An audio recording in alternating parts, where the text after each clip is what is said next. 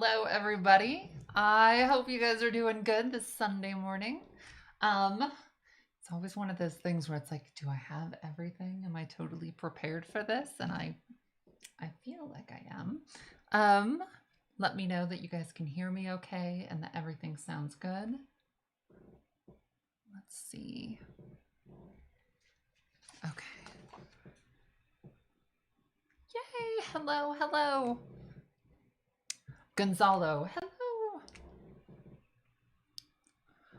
I have tried to prepare everything that I can think of. So, on the off chance that I just sort of have an idea, I'll be prepared for it.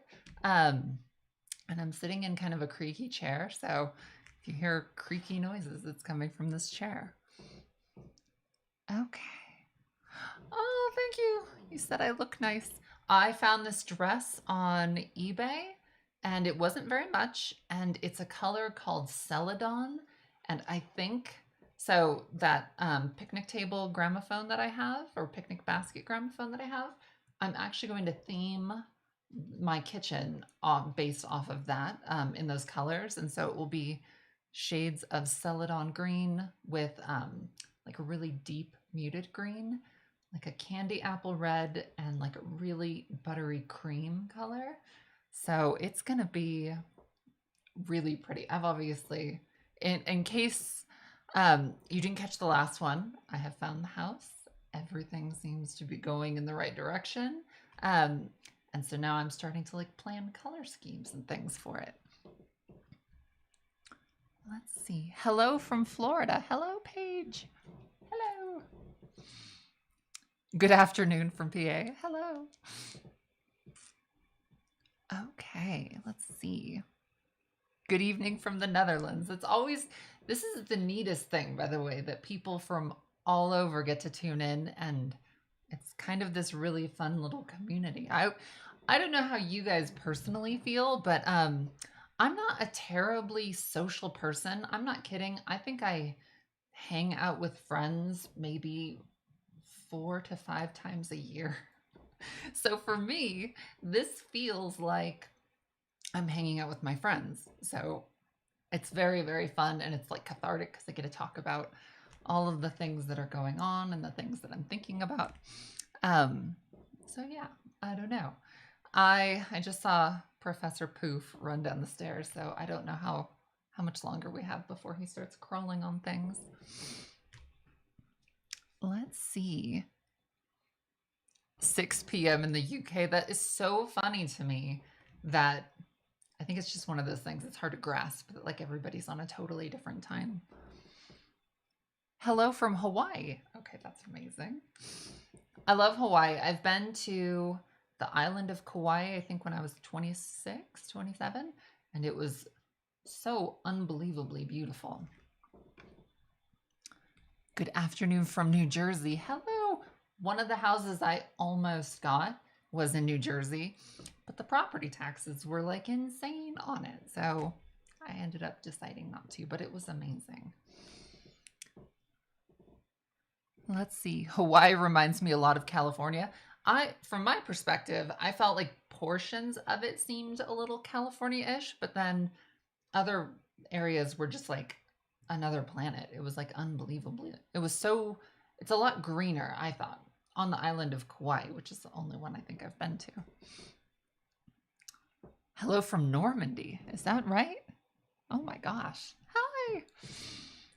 And from Canada. Oh my gosh. Okay, now I'm looking at this and you tend to sort of think like this is just 5 people all sitting and like watching and you're talking to them and then you get a sense of like these are people from everywhere. Okay. So let's see. Do you guys like the fan that this took me 3 full days. I'm slow to design. So I sketched it out first on a pad and then photographed it, uploaded it to my computer and like tinkered and messed with it until it finally looked like one of these old-fashioned funeral fans. So I'm super excited and I didn't cheat. I have not made one off camera. I feel like this is a craft along and I feel like to make it a true craft along, we really have to do this from scratch together. And so you guys get to kind of see the process. I'm sure I'm going to mess up on a few things. Who knows? But at the end of the day, I think the hard work is done with like the design, and now we're just cutting it out. And if I mess up, I will I have a couple extra printouts. Someone said, love your hair. I have seen so many like people wanting a hair tutorial, and I'm going to do it, but it's going to be much more involved than you think, because I'm going to break a little secret here. I have extensions in here. And so it's not really a hair tutorial if I don't show you the whole kit and caboodle. So in that hair tutorial, I'm going to be showing you how to make your own hair additions. I have like a good amount of hair, and it's fairly long. It's actually just about this length. And then the extensions just kind of like give you that Disney ridiculous look, which I'm just all about. And they've been using like hair additions and wigs and all sorts of things forever to make people look prettier. And so I'm going to be pulling back the curtains on that whole process. But like I said, it's going to be like a full episode, because some of these episodes I see, sometimes I'll watch like a YouTube video where someone's doing like a hair tutorial and they're not showing you that there's like hair additions going on in there. And if you're not showing the whole thing, I don't know. You're supposed to be able to watch it and go, that's how that was done. So let's see. Da, da, da, da. Okay, should we start on this? I'm trying to think. I have coffee. Let's see. I have coffee. I have chocolate chip cookies so let me think. I'm trying to think of I've got so many things going on right now, and baking cookies from scratch really wasn't on the itinerary, or there was no room for it. So I sent my person to the store to get one of those tubes of like dough, which is, I'm certain, not vegan or plant-based. So I was just like, whatever, we're just gonna have cookies. And I said we were gonna have cookies, and here they are. I'm really big on like unloading like my dirty secrets, and so what do you call that, plastic tube cookies is one of them today. I have popcorn and iced tea. Ooh, that actually sounds better. I think you're gonna feel better after eating that. Let's see. Okay, so what's going on? So I was going to do a photography episode, and that is coming in the month of July. The painting for this turned out so much. It was so much more involved and overwhelming to handle that it kind of pushed out my time. And then in the last live stream, I mentioned that a good friend of mine lost her kitty, and I was like, I'll make you a coffin for your kitty. And it's when I tend to do that a lot, where I'm like, I want everyone to be happy, and if I can think of something I can do to facilitate that, then I'm like, well, let me offer this. And then sometimes I offer things without thinking, like, do you have the time to do that? And in this instance, I didn't. So the box got started, and then I realized I'm not going to have time to finish this and then do this other thing. So I'm actually going to make an episode out of making this box, which, oh my gosh, it's coming out unbelievably beautiful. So it's going to be a really amazing episode. I'm still working on it, and it should be done in the next couple days, and then I'll wrap up the episode, get that out. And then in the month of July, early July, you'll be getting your Patreon exclusive episode for this month. And then later in the month, you'll be getting a full-on photography episode that's going. I'm going to show how to do portraiture, so you can know how to light everything, know how to edit everything, just kind of the whole thing. So it's going to be really involved, and I didn't want to just like quickly like throw something together. I wanted it to be something really amazing, because the things I'm going to show you in that tutorial are going to be things you can apply to yourself, or if you have like a friend or relative that you want to take a really good picture of, it's going to basically have all the tools that you'll need to do a good picture. Okay. Hello from Houston. Hello. I hope you guys are doing okay. Let's see. I'm going to have, I was going to have tea, but I'm actually having coffee.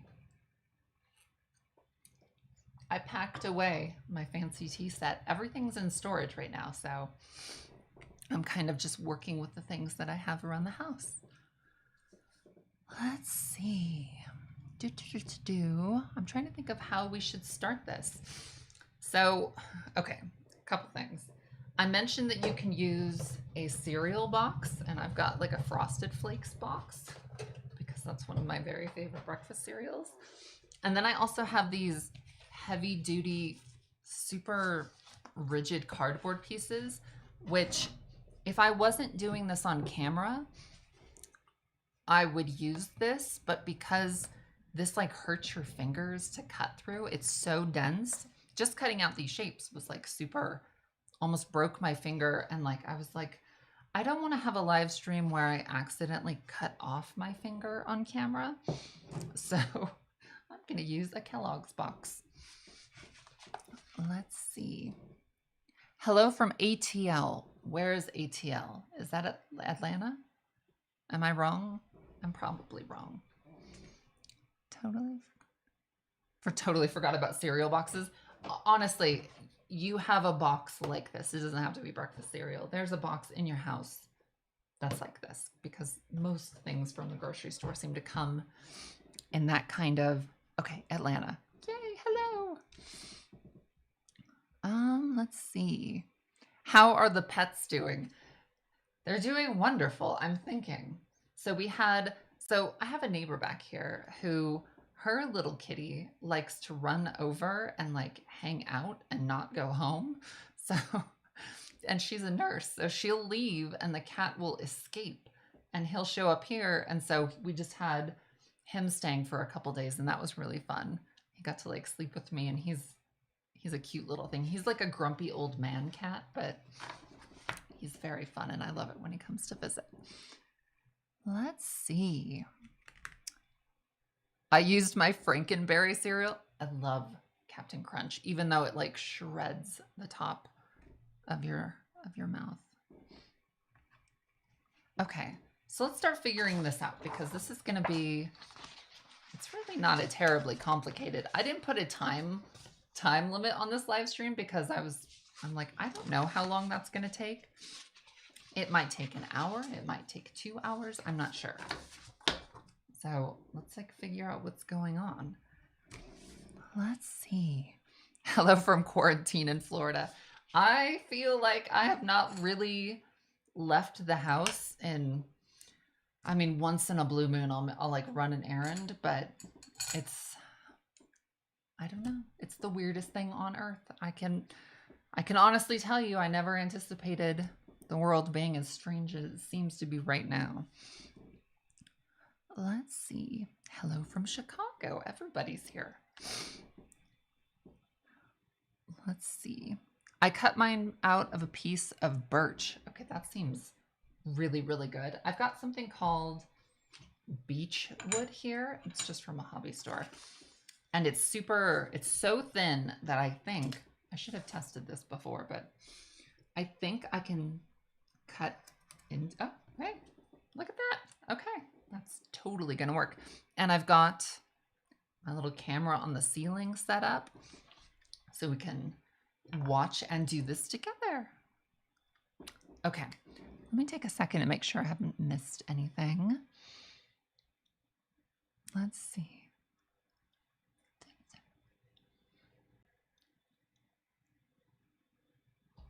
Okay, what are you guys eating, by the way? Do you guys have snacks and fun little things on your plates? All right, so how am I gonna do this? So I mentioned a bunch of my supplies are like in storage, and I seem to be missing all of my good little X-Acto blades.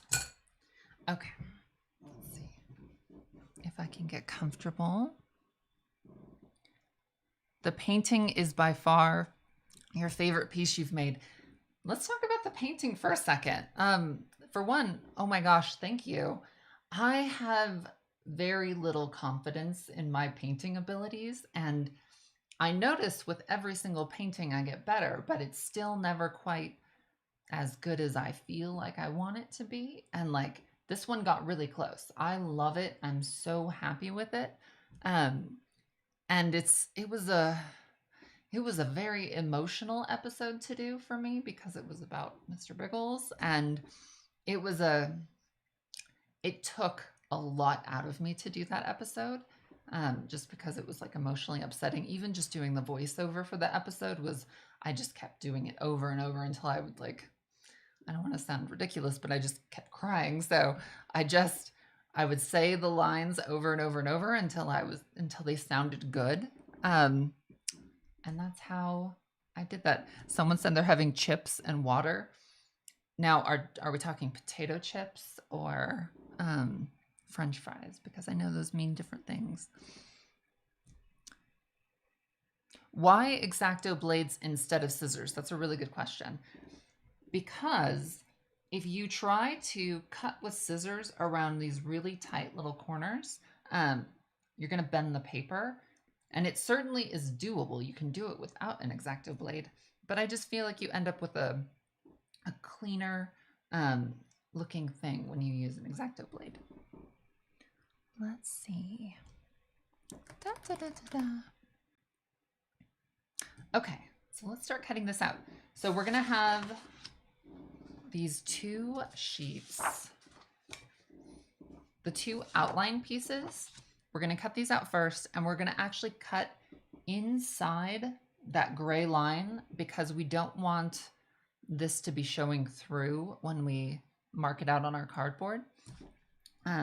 You want this to sort of be like a sandwich layer, and you don't want the peanut butter and jelly to be coming out the edges of your sandwich. So I hope that was a good analogy. I'm not entirely sure. Okay, so let's go here and start cutting out the interior. We're going to be doing a lot of cutting out. So like I mentioned on this layer, it does not need to be perfect. And you can go inside of those lines a little bit.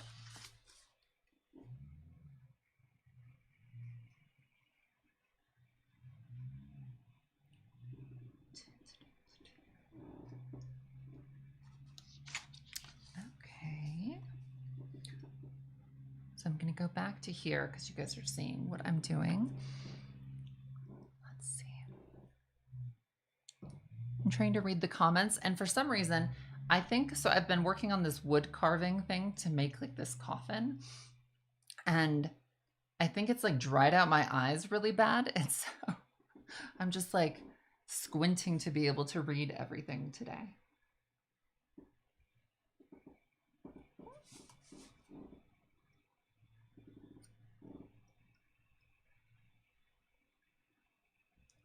I had a little mini heart attack yesterday.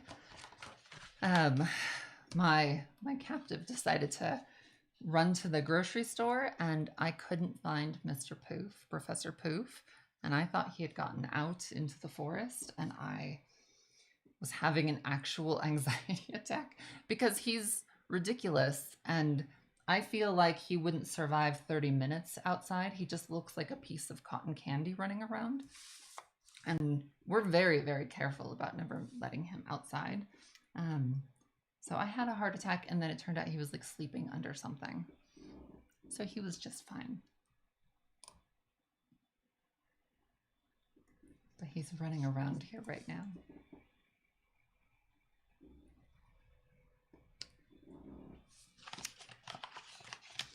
Someone said, glad he's okay. Me too. I told my mom, I was like, I don't think I could handle another like cat problem or tragedy or something. So, and that is kind of the very stressful thing about having little delicate things running around your house. kind of like children, because children are constantly trying to kill themselves. It seems to be their number one hobby. So whenever you're watching them, you're just basically trying to make sure that they're eating and that they're clean and that they don't die. Let's see.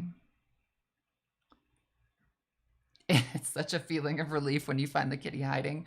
100%. I've babysat before for like a 4-year-old little girl, and I took her shopping, and she thought it would be funny to run away. And the feeling of all of the anxiety tied into that, it could make your heart stop. It's so bad. And they think it's funny. Like, she was laughing when I found her.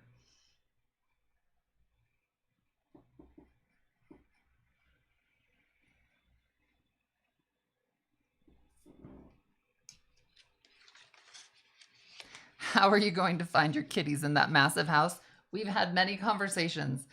I think what we're going to do is keep them sequestered to portions of the house, and they're not going to have free reign. Otherwise, there's a strong possibility I'd never see any of them again. So I've never in my life actually lived in a house as big as this house is. So it's going to be a very interesting experience, kind of finding out what that's like.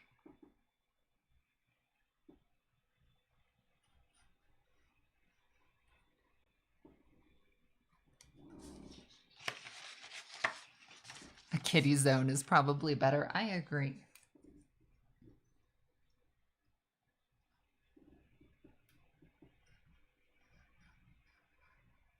Okay, this is going well. I hope you guys like this silhouette. Like, I wanted it to look similar to these antique funeral fans, but I didn't want it to be exactly the same. I wanted to kind of make my own thing. So I don't know how functional this will be, but it will be cool and pretty. Okay, so let's see. So I've got that first little piece cut out, and I don't know if you guys can see, but I actually cut in the lines maybe about a 1/4 inch. You can go right to the lines, but that's just going to give me a little bit of freedom. Let's see. Someone said, I can't wait for you to get there to the house. So I have a really exciting plan, and you guys are going to love it. So in the month of August, which is when we close, and I'm still, I mean, it's not a done deal. A hurricane could come through. I don't know. But everything seems to be going in the right direction. So assuming everything does, in the month of August, we will be packing up everything, including the animals, and driving across. So the public YouTube video for the month of August, someone here gave me this idea and I loved it. And I can't remember the name. I'm terrible about remembering that. So the road trip to get to the house and the arrival at the house is going to be the YouTube video. And then then I'm going to do an actual spooky, costumey candlelight tour of the house. That is going to be your Patreon exclusive episode for that month. So it's going to be really fun, I think. Let's see. It's going to be really fun. We were actually looking at because, okay, so I'm carless right now. I can tell you that.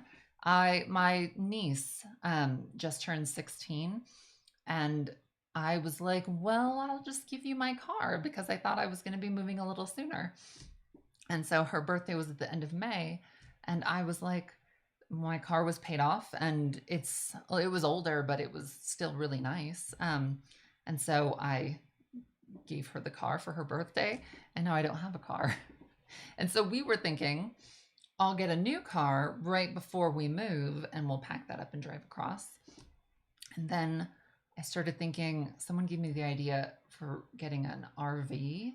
And so I started looking into renting an RV to drive across one way. But they're all so modern looking, and there's nothing, I don't know, it just didn't look. I wish you could rent an old vintage one and drive it across the country, but I think we're back to the driving in a car idea. So we'll see what happens. Let's see.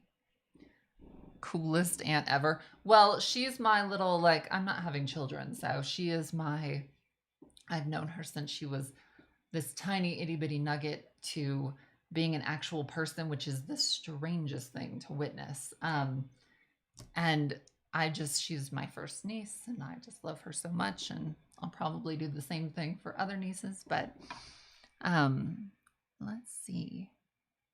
You need an old station wagon.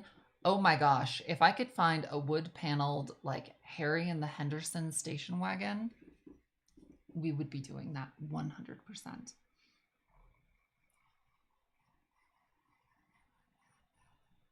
But one thing I also don't want is a car to break down. I could just see that being very not fun. Let's see.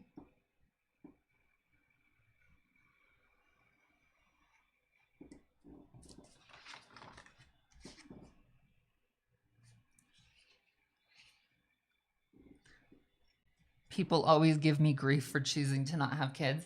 I think it's just one of those things that like I wouldn't be able to do what I'm doing to the degree I'm doing it with little ones running around. And I don't know, there's so many people everywhere I go. And I love children. I think they're so amazingly fun, but I just feel for me, this seems like the right fit. And I've gone back and forth on the idea, but I've been pretty set on this plan for enough time now that I think it's a permanent choice.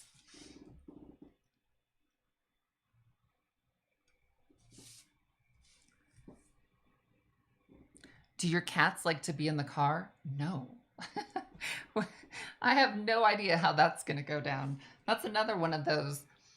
The last time I drove across the country, I was 7 years old and my grandma was driving. And that was the last cross country road trip I've ever been on. And actually, there was a cat in the car. I'm wrong. So my mom's side of the family sort of originates from Kentucky. And so my grandmother drove me to Kentucky. She just took me like on one of the summers from school. This was like the biggest vacation I've ever done in my life. And I was her favorite. I hope my brothers are watching that. So she took me on this road trip and we showed up in Kentucky and I was wandering around in this field and I found a cat and I was like, a kitty. And then this other little kitty came out. It was 2 kittens and they were just like strays in a field somewhere. And I like begged and cried and my grandma let me keep them. And we drove all the way back across America with these 2 kittens. So I've been like a cat lady for my whole life. And one of those cats actually lived to be 21 years old. And she just started as like a little kitten in a field in Kentucky.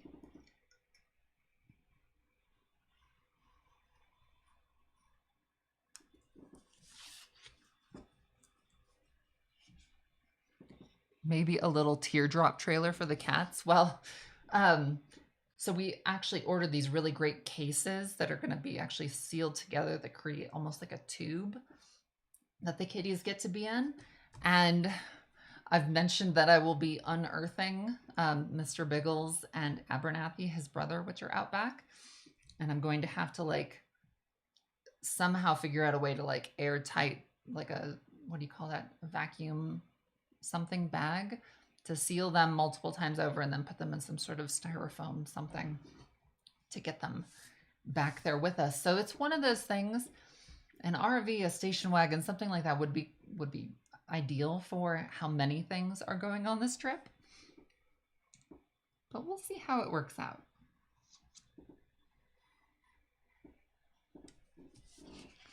Let's see.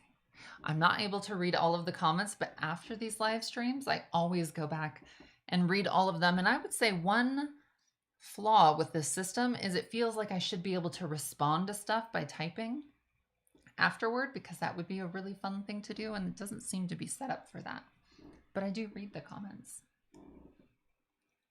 How does Gertie actually likes car rides. She doesn't mind. I'm going to show you. So I'm cutting this out, doing the same thing.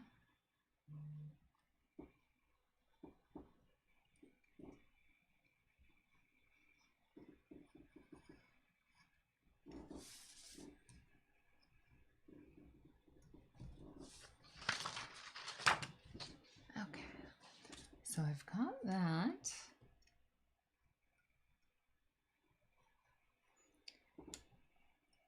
And on the little teardrop shape, I'm going to cut out on the outside of that line. So I don't know if you can see that, but the lines are on the inside of that one. Okay, so I've got these. Someone said, I have a cat that is 23 years old and she did pretty good with a car ride. Having a kitty live to 23 would be so unbelievably neat. Although I'm going to say something a little dark.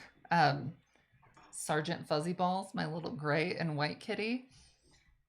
I hope he can't hear me. He's always been my least favorite. He's just a very strange little cat. And when Biggles and Abernathy were alive, I used to joke, I was like, well, just watch. This is going to be the one that lives to 20. And like, he's still here and he just might be. So we'll see. I'm very happy for him living as long as he can. But it would have been nice if I had been able to have Mr. Biggles until he was 23. That's unbelievable. I'm curious, is your 23-year-old kitty an indoor or outdoor? I'm a big fan of indoor cats. I'm always terrified of something bad happening outside.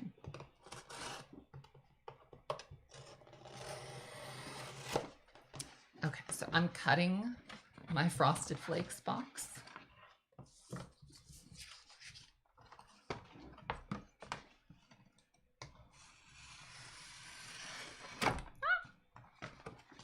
See, the blade slipped right there, and I might have just cut this tablecloth. So let's see. It doesn't fit. Okay. All right, so here's the truth. And it's flimsier than I would have thought. Let's see what these feel like. No, that's about the same. Okay, so let me show you with this. If you end up in this situation where these are not fitting, that's actually fine because this is going to be inside of the fan and you won't see it. So don't worry about that. And now I'm going to take a pencil. I don't think I have a pencil. I think I have a Sharpie. Okay. So I'm going to take a Sharpie I have and outline this.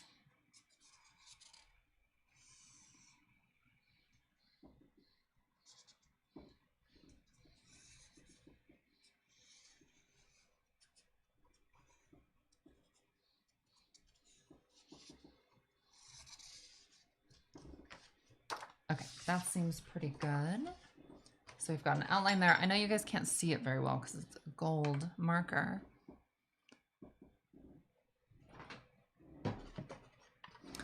Let's see. Someone said, my girlfriend saved a 16-year-old blind cat from being euthanized at a shelter because she was at death's door and she lived to be 23 and died last year. Well, I'm sorry you lost your kitty, but that's this really, really sweet story. I love that.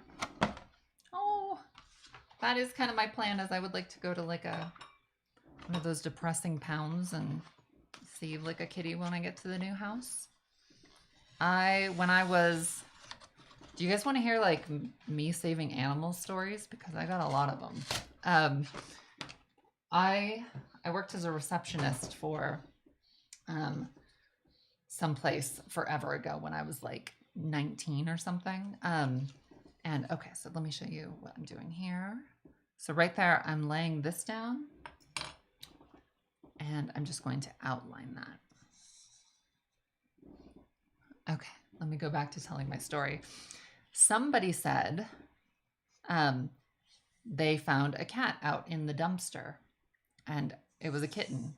And I went to go see, and people were acting like grossed out about it. And I didn't know why. And when I got closer, um, the little kitty had been born without eyeballs. It just had the sockets were there, and it had a third eyelid growing inside. It was very strange. And I personally love animals that like are a little bit maimed or broken. Um, and so I immediately brought this little kitty home, and I was still living at home at the time. And I've had been bringing home animals forever, but so had my mom. So like, I think a few tears later, I and a bunch of empty promises, and I got to keep this little kitty. And I named him Mr. Bojangles, and I think it was actually a girl. Um, and she never grew bigger than like this big.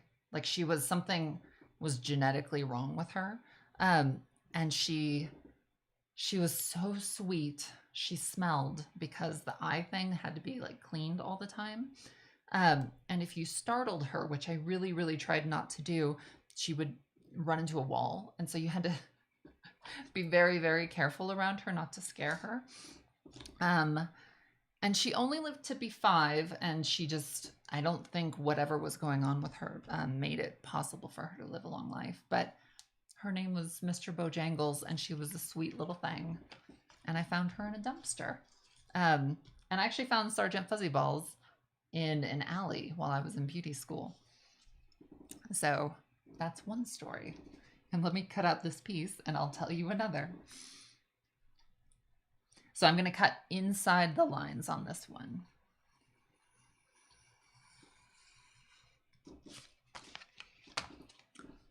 Like Rose. Yes. See, and it's the how Rose came about is so far away now. I don't quite remember whose idea was what. But maybe that was part of the inspiration.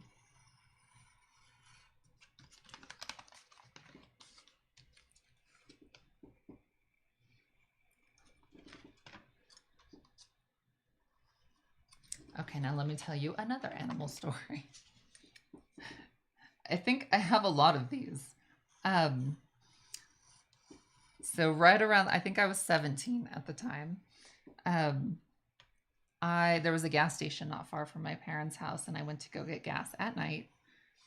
And these people were standing around this some sort of critter and staring at it. And basically, what had happened was a possum had gotten hit by a car, but hit in like it had hit its head in a way that it was having some sort of neurological problem and was walking in circles. It couldn't run away. And I ran to my parents' house and grabbed a cat carrier and scooped up this little possum and took it home. And I didn't have any money, and I don't think my parents were like, I think, struggling at the time. So taking it to the vet really wasn't a possibility at that moment. But we did do about as much research as we could on like caring for possums and doing all of those things. And so I ended up feeding a possum applesauce through a turkey baster, amongst all sorts of other things. Like I researched everything you can feed possums. And this little wild animal, while I was feeding it, it somehow just decided, I'm hurt and you're obviously helping me, so I'll deal with you doing whatever it is that you're doing. And it would hold my finger while I would feed it the applesauce. And it was a wild animal. So I don't know. It was a really sweet little thing. And then sadly, it just died one day. It didn't live super long after, like maybe like 2 months. And then it just, whatever had happened to it. But it was a cute little thing. I really want a pet raccoon, but then everything I watch about them on like videos on YouTube, it's like they kind of destroy your house.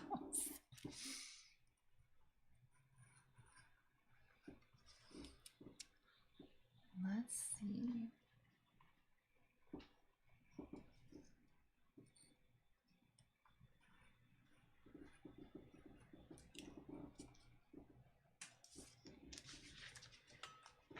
Okay. So now I've got this, and if you hold it against this, you can see it's sturdier than this. This is a little wobbly, and this has got like a little more firmness to it, which is what we want. Okay. Someone said, Carrie said, I'm late, but hi. Hello, Carrie. Okay. My boyfriend had a pet raccoon and he loved it. He said it was similar to a cat. I would love a pet skunk. I've heard you can have them descented. Oh, something about the new house. Apparently, deer come up and like hang out on the property all the time, and you can sit in this like glassed-in area and just watch them. So I'm 1000% gonna film that, and you guys are gonna see. I'm gonna see if I can't get like Lyme disease from a deer or something. So again, I'm cutting inside the line on this one. Skunks are cute but bitey. Yeah, I had a pet squirrel too. That her name was Shelly, and I think that Nutty Professor movie had come out. I was a little kid. Something bad had happened to her parents, and we found her as a itty bitty little tiny baby, and we brought her inside, and we fed her, and she just became like this domesticated little squirrel. And you could feed her. They sell those like sesame seed candies. And she like loved them. So she got really beefy, and she would like sit on her butt with her tail coming out from under her, and you could like feed her the little candies, and she would just like deposit them in her mouth like a Pez dispenser. And she was really cute, and they live forever, by the way. That squirrel lived, I don't remember. It just was like, oh my gosh. Because the strangest thing is rats will live only like 2 years, and they croak almost on the dot from my experience. But the squirrel was like, I think she was like 10, older than 10. Let's see. We saved a baby mallard who hung out in the potato garden. We named her Tater. Oh my God, I love that. A mallard is a duck, right? I want to make sure. Those are those really pretty, like green and brown with the white neck. I have I have way too many animal stories. I don't know. If you guys want me to keep going with animal stories, I will.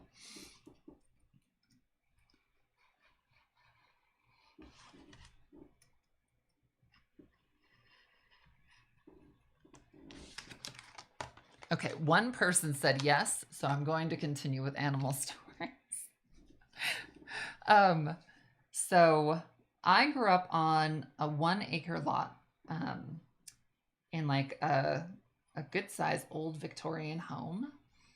And my parents decided to get like chickens and all sorts of other things.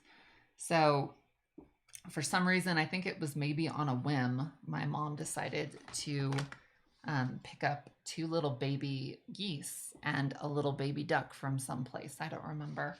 And we didn't know anything about raising anything like that. It just seemed like a fun, like gardeny sort of idea. I don't know.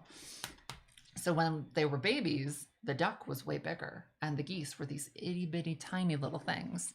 And something that nobody told us about geese is that they are mean.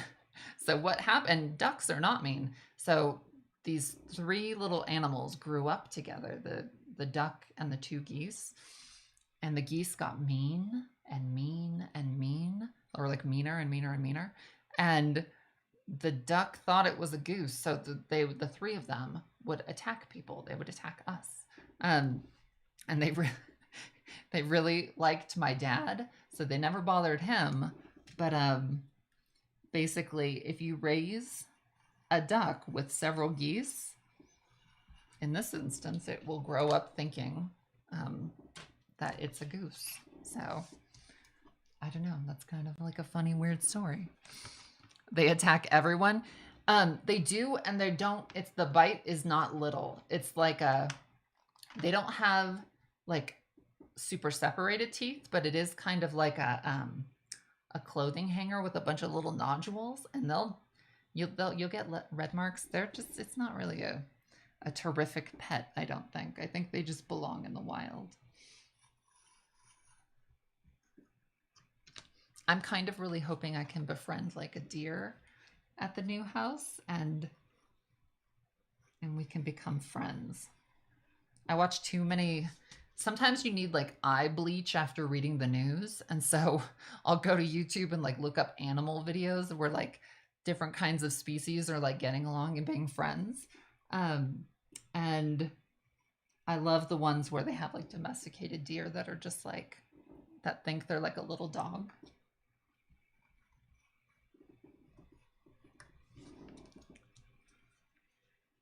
I've been bitten by a goose. It hurts. It really, really does. It's not it's not something you want to experience. Okay, yay. All right, so I have Tony the tiger here and my little thing. So these are 2 pieces that are going to go in between the sandwich. Let's see, and I'm going to set those right there. And you can discard these at this point unless you want to use them for anything. I'm just throwing my trash on the ground. And so now we're going to get into like really precise cutting. So if I get a little quiet during this part, I apologize. And between my stomach grumbling and this chair like creaking and groaning, let's see. Christine, do you have any ghost stories? So I do. I'm hesitant to like, I'm trying to think. So I've never really believed in ghosts. Ghosts were not really something that I really believed in. But the truth is, I've seen enough spooky stuff that I'm kind of starting to go, well, maybe there's some, I don't know. So I grew up in an old Victorian house. I'm going to start cutting this out. And so let me show you. So I'm going to cut just on the outside of this green line. And I realize my hair's in the way. Right outside of this green line, very closely. So this like extra scrap stuff, we're just cutting away, and we want that green line to be our border. So that's what I'm doing. Cookie time. Do you guys mind if I have a cookie? I haven't eaten anything today. And Poof is right here. Hello, Poof. Let's have a cookie break.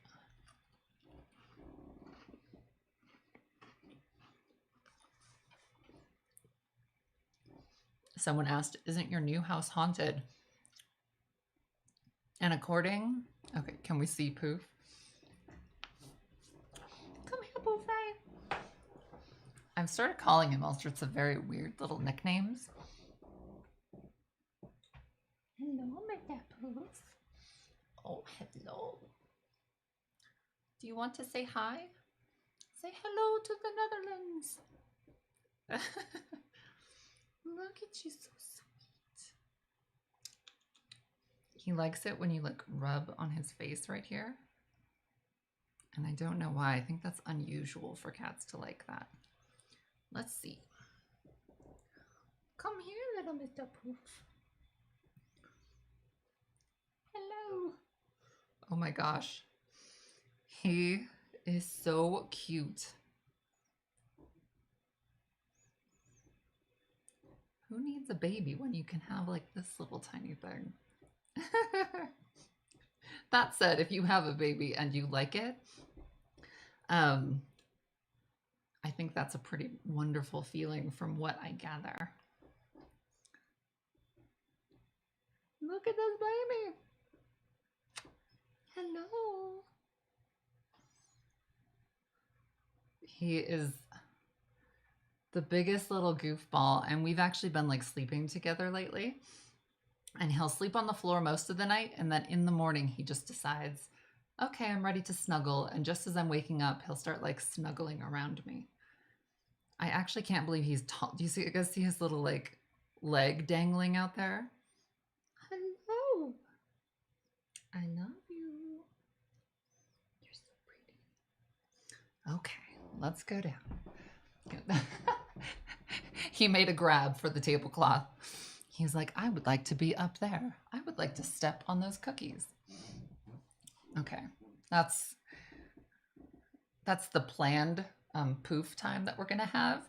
But as soon as he figures out how to get up here, I'm just assuming he's gonna be like dipping his fingers in things. Okay. The best way to wake up. It's really fun, I think. I like sleeping with animals. I don't know why. It's very, very fun to me. My 1-year-old can only say kitty, kitty. She is saying it to the TV now. Oh my goodness. Tell your 1-year-old I said hello. Okay, so while I do this, let's talk about kids. If this goes back to like why I'm not having them, if I could guarantee a clone of myself that was gonna like vintage things and was gonna be super in love with animals, and lots of people have these children, by the way, that they're just they share all of the same kind of values and thoughts. I would do that. But the problem is it's kind of like sticking your hand into a bag and not knowing what you're going to get. What if you end up with like a mean one or one that thinks you're dumb? And I'm just like, and I mean, I don't know. Human relationships are very complicated and they all have good parts and bad parts. But with animals, there's almost no bad parts other than the fact that they don't live as long. So I don't know. Like Poof never gets mad at me for not understanding how to update my iPhone. Whereas like a child, like probably would.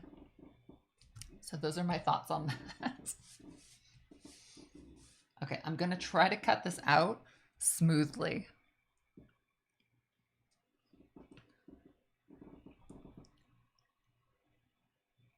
I made sure my baby was an October weirdo. Yeah, like what if this child didn't like scary movies or something? I wouldn't have any use for them. I would just be like, well, I don't know what to do with you. And you can't return them, or at least people frown on it when you do. Let's see.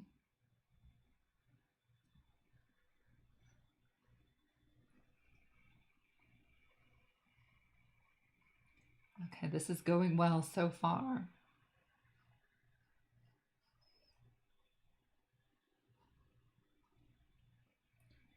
And you do want this part to be as perfect as possible because you're going to be laying two on top of each other and you want them to align.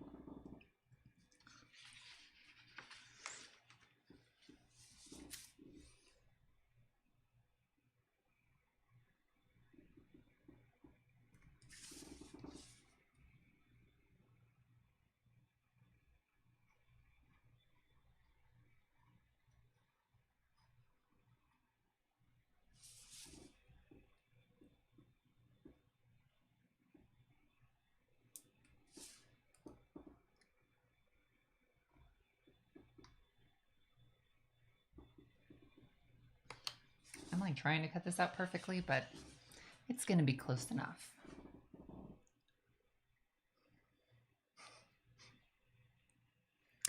My niece is a mini version of her mother, and she's 2 and loves anything spooky. Oh, something about little kids who like scary stuff. It's just like, I can just, like, you are my people. I feel like I have so much to share because I felt like growing up, nobody around me likes scary stuff. My mom does not like scary movies. Um, Neither does my dad, although we did watch Aliens all the time. That was like on the TV all the time growing up. So that's a scary movie. Um, they are huge. Um, so they're big fans of Aliens, which is the sequel directed by James Cameron. And it is an amazing movie. It is spectacular. I personally am a bigger fan of Alien, which is the original by Ridley Scott. And my mom thinks it's too bleak, so she doesn't like it. And I like bleak movies.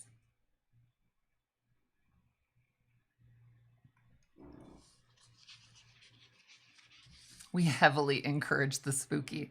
Yeah, my dad, like, God bless him. He, like, when I kept wanting to dress up for Halloween, he was like, that's something kids do. You're too old for that. And I felt like, is this something that goes away when you get older? Like, I honestly had this like terrible fear that like you get older and suddenly everything is serious.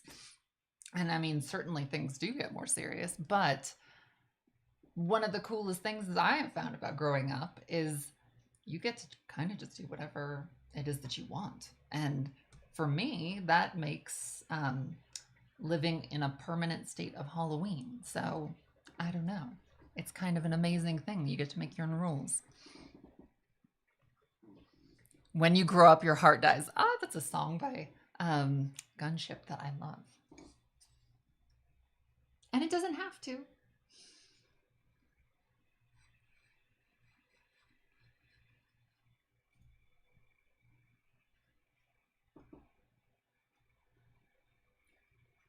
Okay, that's going well. This is going pretty smoothly, by the way. And if I had tried cutting out the cardboard out of that super heavy duty durable stuff, I would still be cutting right now.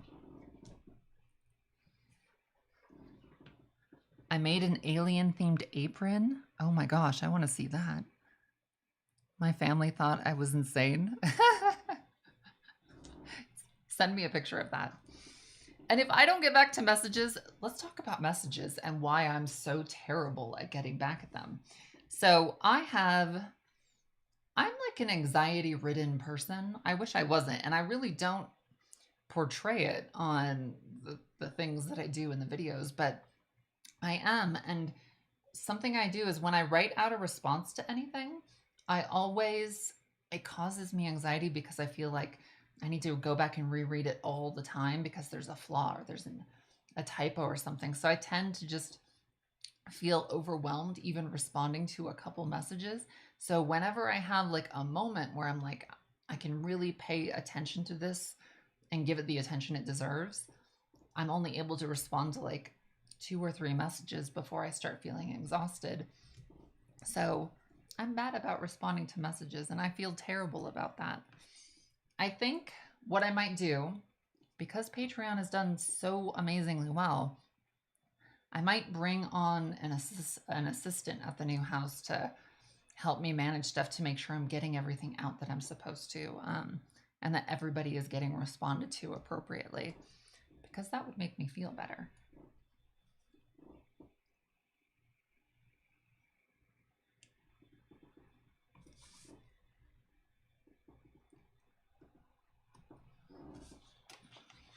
Where do I send my resume?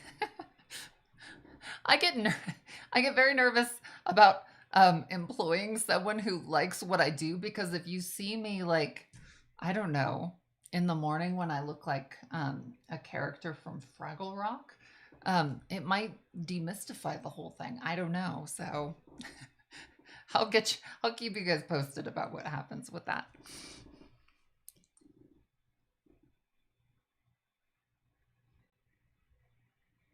I always feel like I look like Gargamel in the morning. So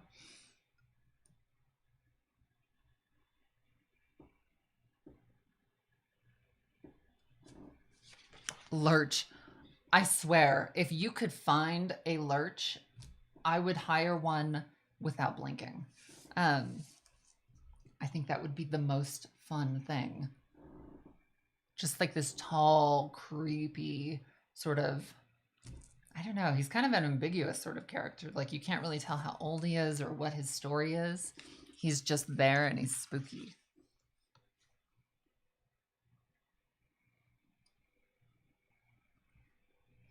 I feel like at this new house, I'm really gonna be able to go crazy with this series, like what we're doing here.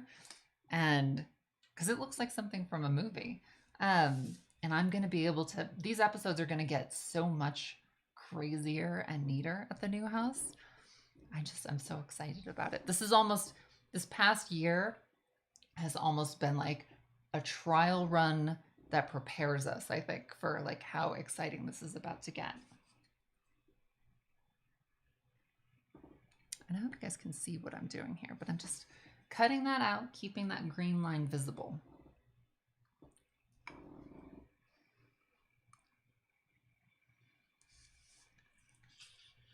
Let's see. Will you make your own coffin? Yes. So I've talked about that. So the coffin I'm making right now for a kitty is kind of a trial run to see a few techniques to work out. And it's coming out very beautiful. But the making my own coffin, it's going to be one of those things that, you know, some projects, I'm doing like an episode a month sort of thing.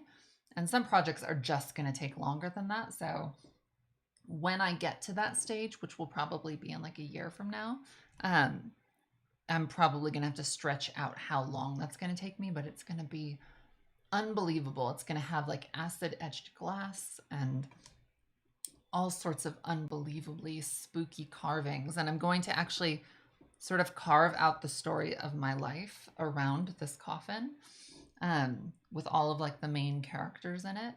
It's going to be really amazing, but very elegant and Victorian looking.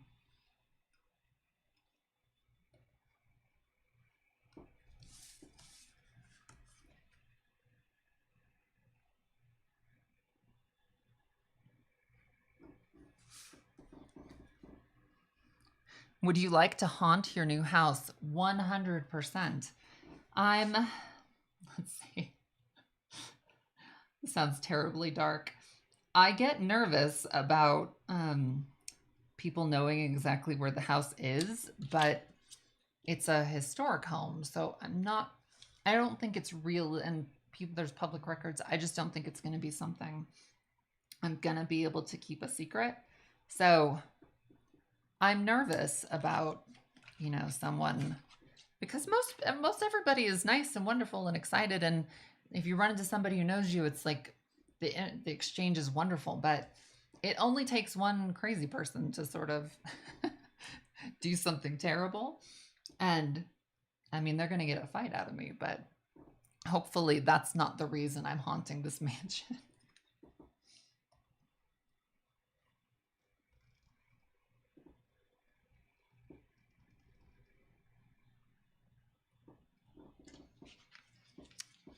We need a ghost story.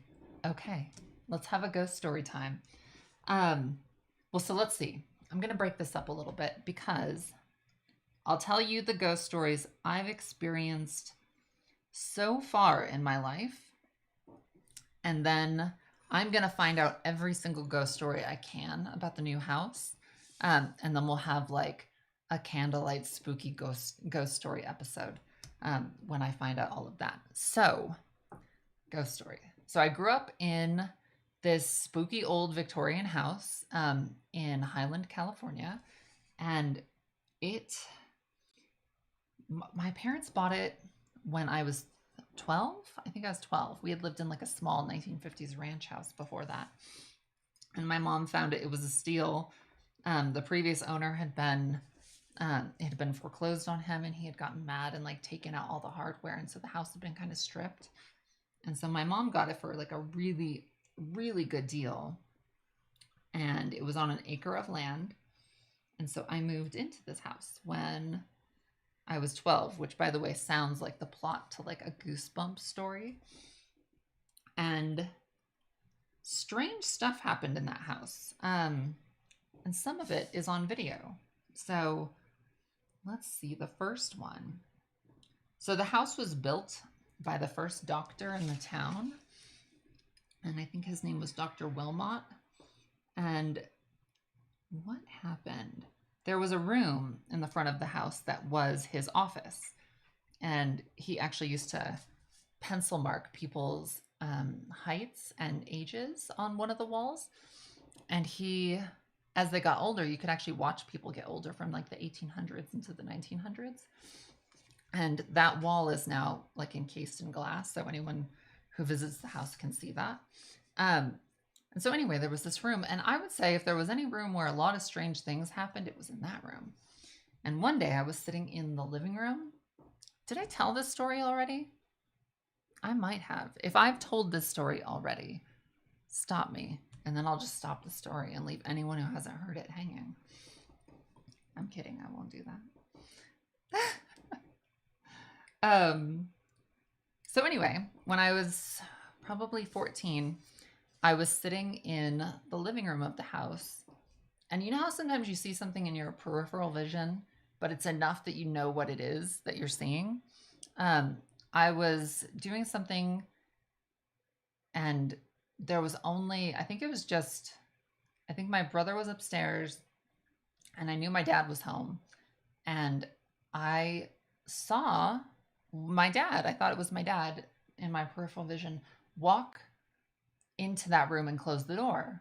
And he had a blue shirt on. It was like there was like a pattern to it or something, like a plaid or some sort of texture.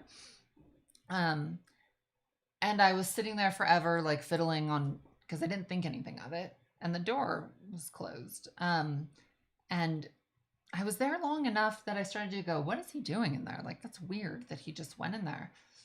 And so finally, after, I don't know, like half an hour, I got up and I walked over and I opened the door and nobody was in there. And I was like, there was another door in the room, but it was like sealed shut. And so I didn't think he could have left there. I was like, maybe I didn't notice. So I started looking for him and I found him far out in the field from the house watering. And he was wearing a white shirt and he didn't know what I was talking about. So that's a ghost story. I don't know what you guys think is a ghost story, but that's a ghost story. And it's one of those, like, I try to be like, I would say I'm a pretty scientific person. Like, I'll just, like, is there something funny with my vision? Sometimes your brain plays tricks on you, but that was a really weird thing that happened in that house. And let's tell another ghost story.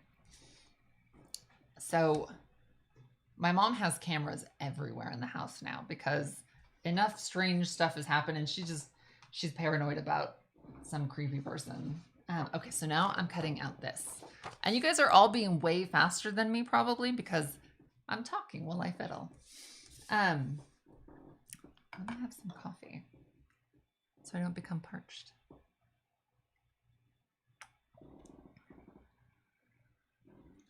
Wait till you get to the new house. You'll be a believer then. I'm going to have cameras everywhere in that house. There is not going to be a corner that is not being filmed. Let's see. Did you make your own dress? No, but this would be a fairly simple dress to make. So this is from, I think, the 1950s. And it has this really pretty, like, I don't know what you call that, like an applique, something sort of like sewn into its beads. Beads have been sewn into at the front, but it's a really simple cut. That's something I can't wait to get to the new house for, is because I can start like doing sewing projects again. Let's see. You can use the cameras to find your pets. I will be doing that. Okay, so my mom has cameras all over the house. And whatchamacallit, one day I was visiting my dad. And if this is a story I've told before, I'm sorry. One day I was visiting my dad and he left to go run an errand. And I was out in the field. I think I was like shooting something at their house. And when he came back, he had gone into the house and then he came out and found me in the field and he said, what'd you do in the kitchen? And I was like, what are you talking about? And I'm trying to like cut this out kind of fast, but perfectly, which is not really something you can do. Hold on one sec. Let me get this sharp corner. And so he was like, no, you can tell me whatever happened in the kitchen. I'm not going to be mad. And like, this only happened like 4 years ago or something. So I was like 33 or something. I was like, I'm not going to like lie and tell you. Like if I did something, I would just tell you. So we go into the house and there is glass shattered all over the kitchen. And we were just like, what? Okay. So we're like thinking he had a coffee cup sitting like right here, a little glass coffee cup. And it had somebody, it looked like somebody taking a baseball bat to this coffee cup. And we started thinking, did a bullet come through the house? Like that was the most logical thought. Um, and we told my mom, and my mom had a camera set up right here because right where the spot was, because it was where my dad always sat at their house. Um, and she had a camera set up right there because she always thought she was working. She thought he was going to have a heart attack and she wanted to catch it on film. She thought if she saw something bad happen, she could run home and call an ambulance and save him, which thankfully this didn't happen.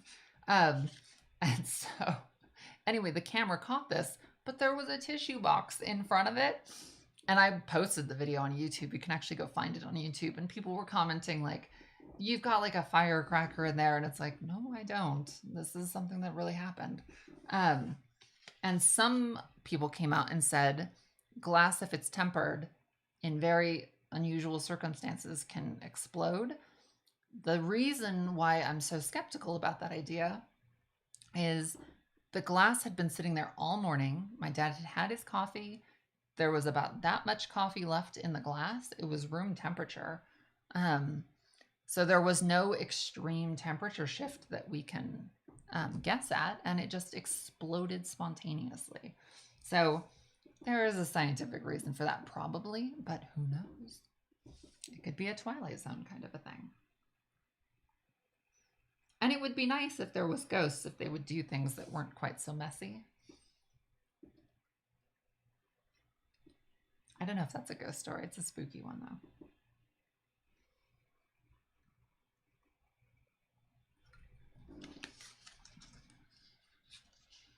That's great, a reason to have cameras everywhere.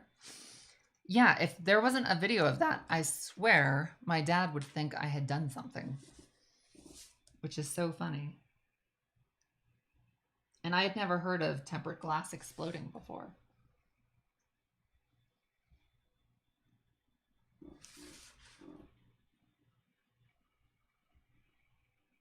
In 5 years, when I'm done cutting this out, it's going to look really pretty.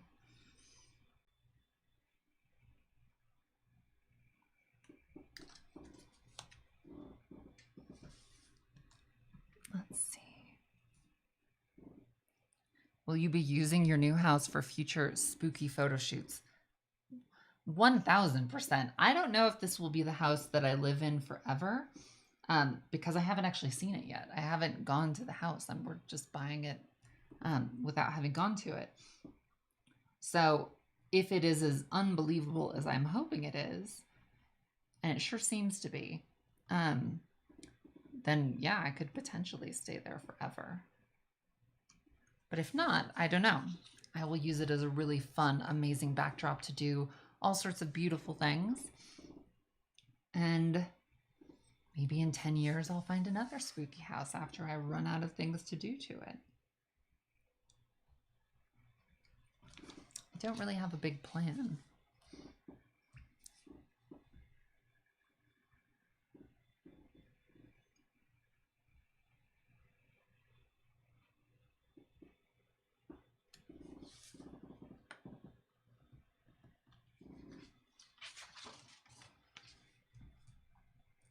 I'm so excited to see the new house. So we're going to have to get some camera that films my reaction because I want to catch that on camera, and seeing this thing for the first time, it's going to be funny if I pull up and it's like, it's falling apart. And I'm just like, oh, that's not going to happen.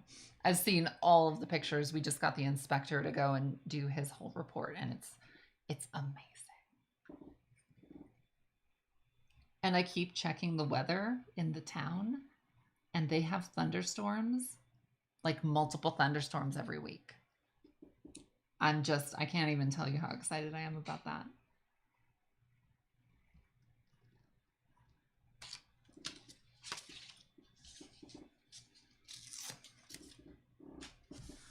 Let's see. You have so many talents. Is writing one of them? I think I'm a really good writer. And if I had time, that is something, I have certain things that I just know I don't have the skill for. Um, I'm not terribly great at math. I'm functional at it. I can, if I spend my time. And I don't have musical ability. It's something that seems very magical to me. I don't understand it. All of these other skills and talents, like, they resonate with me. And like, I can wrap my brain around how they're done and how they're figured out. And music is just an enigma to me. Like, I just don't understand. I enjoy it. I love it. I know when it's really good, and I know when I'm like, oh, that's not for me. But it is an utter mystery to me. Will you film a new intro for your videos? So yes, but very strategically, because I have Mr. Biggles a lot in our original one. So I'm going to have to, I will be incorporating all of that. So yes, it's going to get updated. And I'm thinking right before Halloween.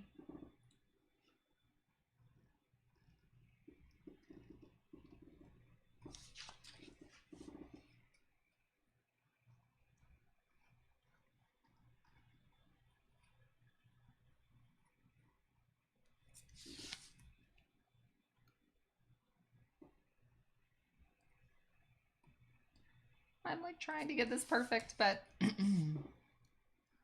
it's just going to be as good as it's going to be, because I'm going as slow as molasses. Which, by the way, I just heard a story about some town somewhere that some giant molasses refinery broke down or something happened, and there was a flood. I think this was Boston. I don't know. I'm wrong about that, I'm certain. And like 21 people died in a flood of molasses, which, that's a very strange way to go. It would be one of those, I don't know. It's terrible when there's a death where there's comedy involved, because it makes it very, like, you want to be sad, but also at the same time, like, if I died in a giant vat of cookie dough, it would be very ironic. And I bet that's happened to somebody at some point in history. There's got to be like a Nestle Toll House like horror story. Which, by the way, that would be like a series I would love. Is, what do you call those? Like, sort of like freak accidents and like Willy Wonka-esque sort of surroundings. Okay, so I've got these two. I've got this. This is coming together. Oh, that's going to be really nice. Okay, so now I just have to cut out my handles, and then we get to start assembling. We're almost there. Okay. We're all Googling Boston molasses flood. I think if you just type in molasses flood. And I love molasses. It's like amazing. You can put it on all sorts of things. I'll probably die slipping on a banana peel. There's like, how do you give a eulogy at something like that? Like, how do you not like burst into laughter? I don't know how I could avoid something like that.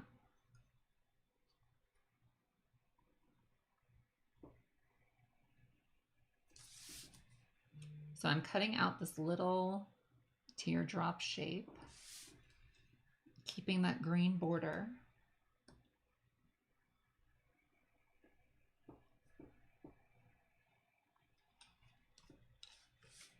Okay.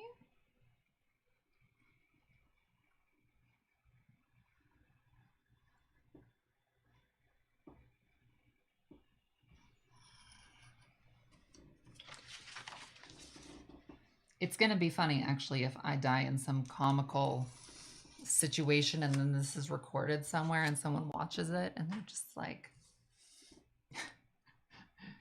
she died when her cell phone fell in the bathtub and it electrocuted her because of some weird because she had it plugged in. He gets mad at me. I do that, and I really shouldn't. Don't do that. My phone will be dying and I'll plug it in and I'll be in. I don't know why I do that. I shouldn't admit that. I don't know why I just said that. Don't do that. That will be one of those like hair dryer in the bathtub sort of situations.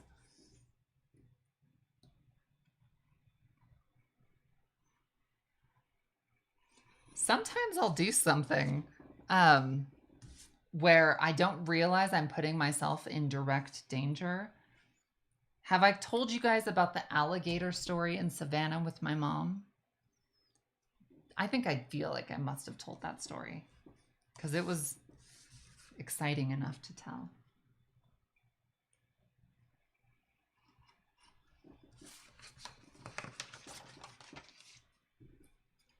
Oh my God, Crimson Peak. I saw someone say something about that. I love that movie.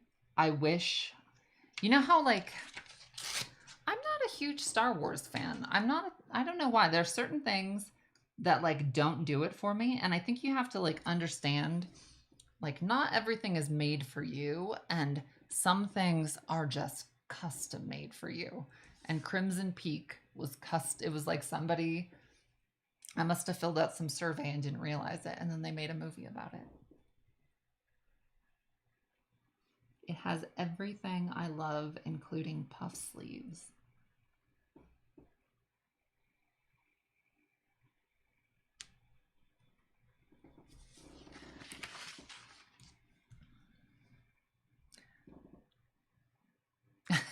I think I'll die tripping on a cat. I wouldn't mind that. That would be fine. And I wouldn't even mind if they like found me 2 weeks later and the cat had like eaten half of me.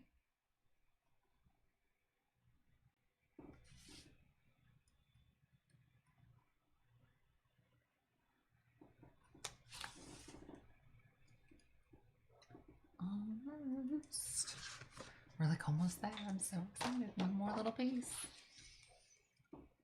I'm not enjoying all of this extra paper. So I'm going to simplify this just a little bit. Well, the cat has to eat something. I could not agree more. All right, we're getting there. Let's see. I love the costumes in that movie, the puff sleeves. Oh my gosh. Whoever did the costuming, it's so, so good. In Crimson Peak, we're talking about. And that house, and it's just everything. Everything is amazing in that movie.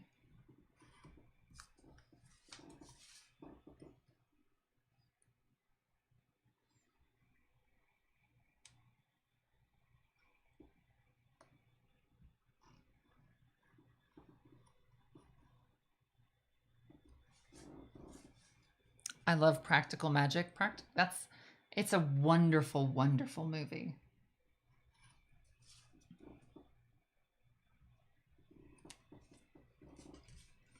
Cut out this little teardrop shape.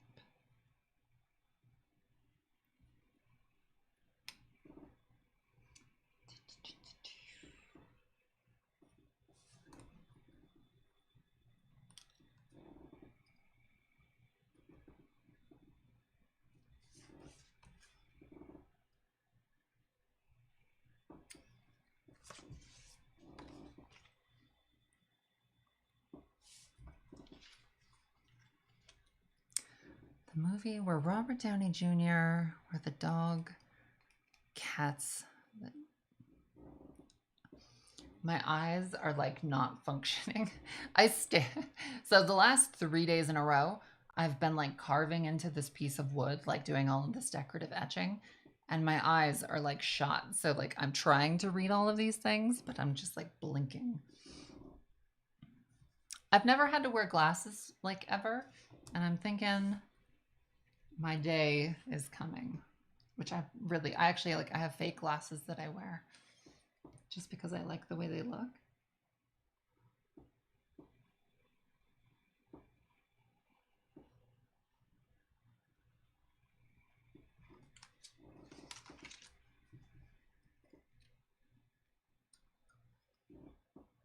So there was a house I found while searching for a home, and one of them reminded me a lot of the house in Practical Magic. And I'm trying to think of the town where it was, because you can look it up, and it was really, there was an actual cemetery where, like, it wasn't like a full cemetery. It was like probably whoever built the house. Oh, let's see. Is my video freezing? Let's see. The video seems to be freezing on this end, but I'm going to make sure it's still going live. Hold on one second. Are you guys seeing that the video is frozen? Let's try to make sure. See what happens here. Yeah. No, I'm seeing it frozen on my end. Let's see. Yes, it's frozen. Yes, it's frozen. Let me see if I can't figure out what's going on there. Hold on one second.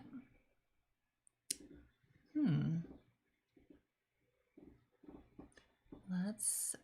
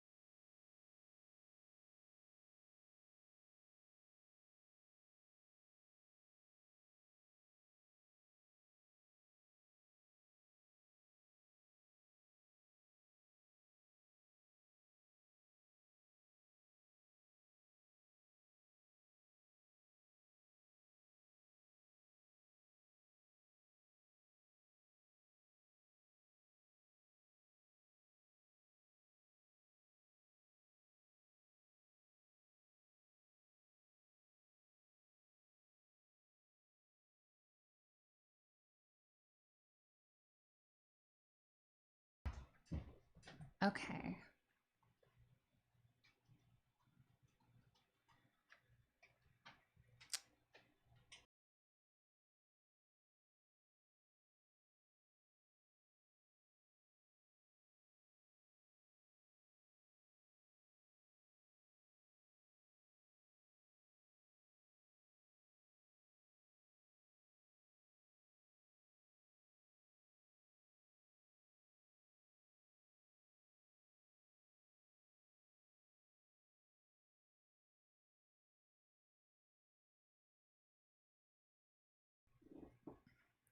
Okay, our audio is good.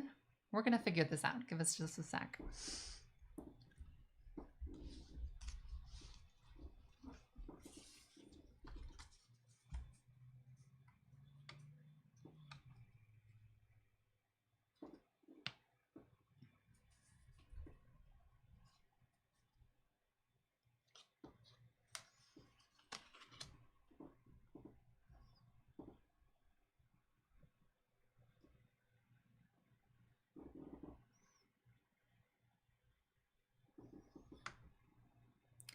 What on earth is going on?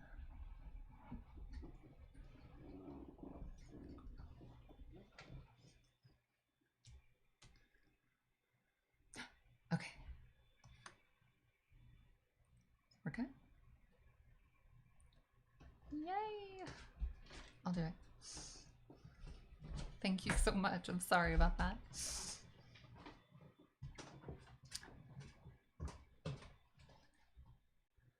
Okay. Can you guys hear me and see me okay? I don't know what that was. Let's see.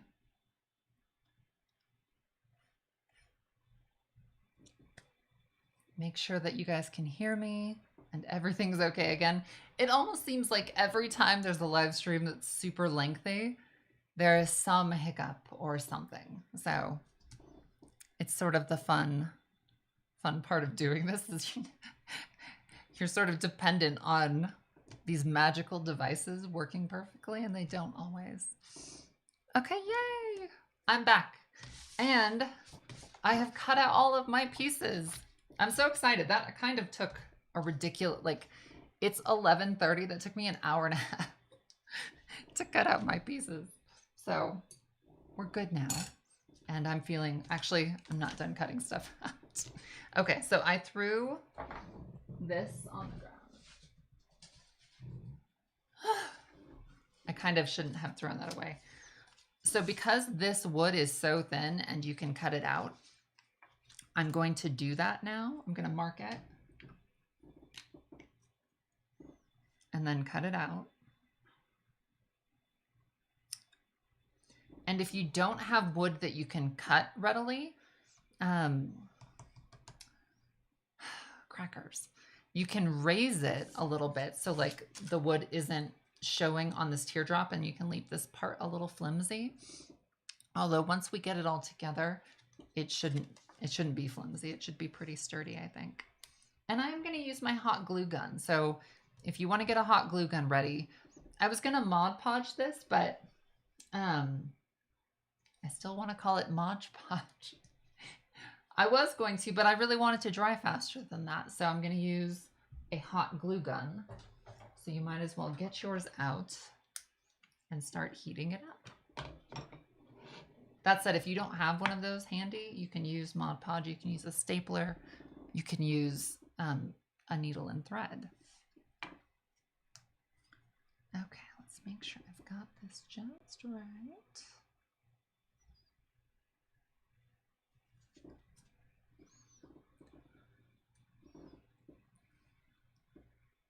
And so I'm going to mark my piece of wood so I know where I'm going to be cutting it. I don't know, is this balsa wood? It's super, super light. It's got just enough strength for it to be used for what we're using it for. Okay, so I've cut out that, or I've outlined that shape. I don't know if you guys can see that okay.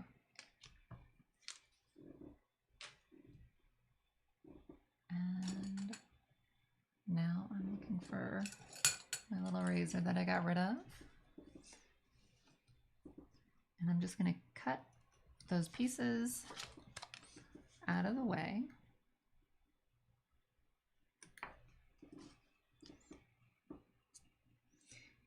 And for the center section, I'm going to cut very lightly at first.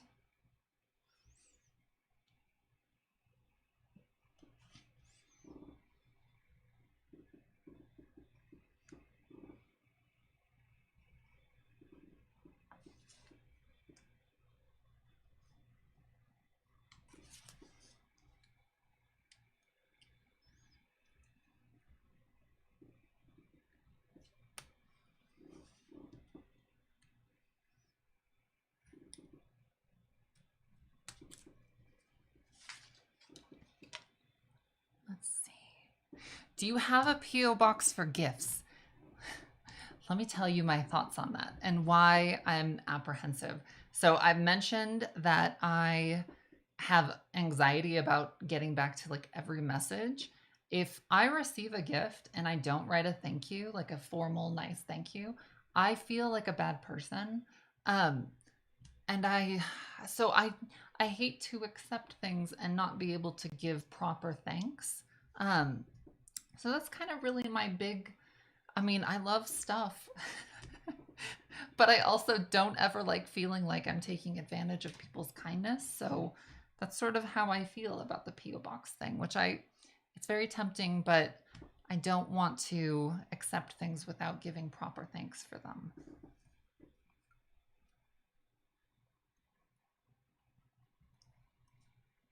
Okay, I'm cutting out these pieces. And this is going well. I can smell the hot glue coming up.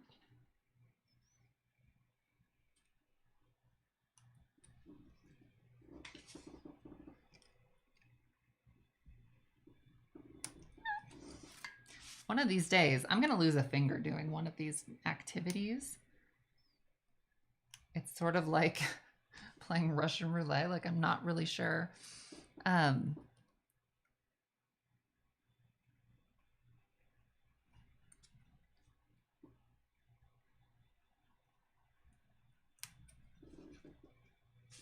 Okay, so I dropped it. There's a little piece of wood, and it's sturdy. It's as sturdy as it needs to be for what we're doing. Let's see.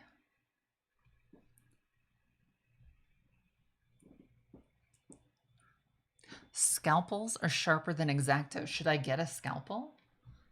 I would absolutely love using something like that. I was actually looking at an antique embalming kit on eBay. That was just, it was like so much money that I'm like, no, I don't think so right now. But I would love to like fiddle with something like that. I'm very interested in that whole process and learning more about it. And I know there's a mortuary in the town that I'm moving to, and I'm hoping I could like go talk to the person there, because it's just one of those things I want to like see it in person and like talk, not necessarily the whole process, but I am curious about it just because I've always been curious about stuff like that. Okay, so how am I going to do this? A wood burning tool would work on balsa wood. Okay, that's good to know. I will have to try that. Let's see. Would you do any restoring episodes? Like restoring what specifically? Because I love restoration videos. Should I buy this antique embalming thing and see if I can't get it working? I don't know. That could be an episode. Was that too dark? I don't know. Everything I look at, I'm just like, can I make an episode out of that? Okay. So I'm going to try to do, actually, you know what? I'm jumping the gun on this. I need to slow down for a second and figure out how I'm going to do this, because it needs to all line up perfectly. And like I said, I didn't do this off camera. Ask a Mortician on YouTube. I follow her and I love all of those videos. Okay. How am I doing this? Let's see. I'm still trying to figure this out, how I want to begin this. I think it would be best if I started from the back and built it forward. So I'm going to take my back piece, that piece, and I'm going to find, that's what I'm going to do. So I'm going to do this a step, like a layer, starting from the back, working my way forward.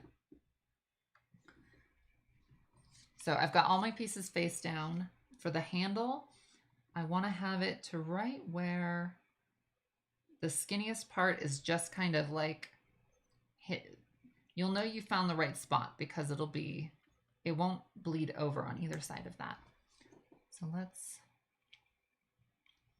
should probably make sure this is working before I start going crazy.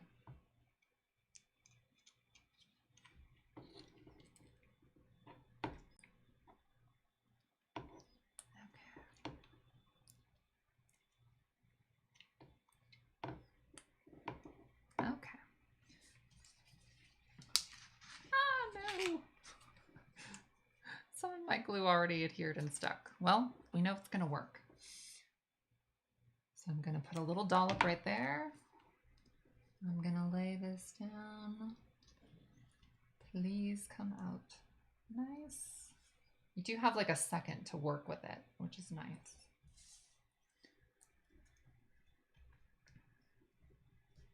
Yeah, I think a hot glue gun's really gonna be your best method here. So now you've ended up with like a preliminary, very flimsy little piece. Okay. Oh, do you guys see, is Gertie there? Gertie. Hi, little baby. She's right here. Sometimes I'm doing my makeup, and she likes to be at my feet when I'm doing my makeup, and she'll start like licking my toes, which is like funny. Okay, so let's see. See if I do this without burning myself. Okay, so now that I've got this piece of wood, I'm going to lay that right there. So I know that's going to give me stability. In these old fans that they have, they would like have a piece of wood. Well, for one, they're printed on pieces of cardboard that aren't in a size that you're readily going to have the ability to print in your house, which is why I chose to do this like two-part method. And they have these like little manufactured, so they have like a plant set up for doing these. And I'm trying to make mine look just as good, but with materials that most people would have in their house. But the way they had fixed these was usually, I think, a little bit of glue and a staple. Okay. So I'm going to apply not too much glue because you don't want it to be, oh no, participate.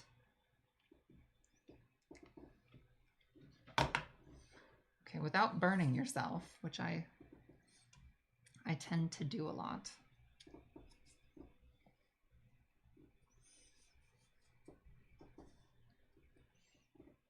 Okay.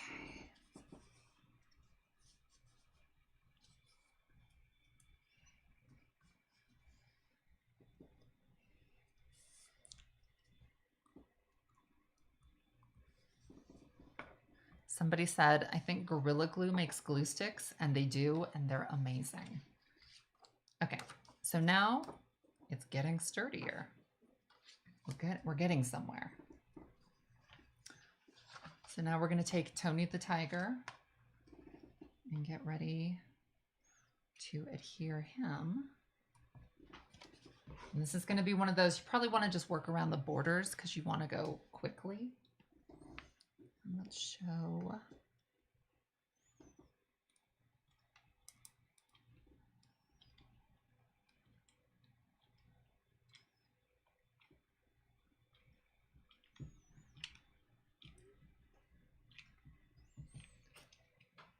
I don't want to burn myself.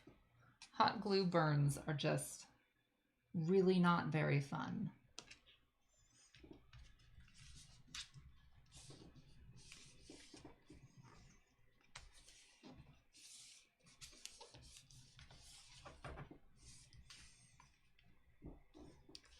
Okay, now we're getting somewhere. This is feeling a whole lot sturdier.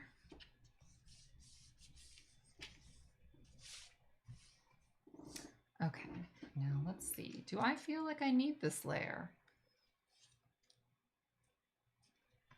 Yeah. I kind of want it to be Tony the Tiger funeral fan. Okay, that's a little darker than I was expecting to go with this, but we can do that. Let's see. So this is going to bulk it up a little bit. How do I want to do this? I have an idea. So I'm going to go on that side.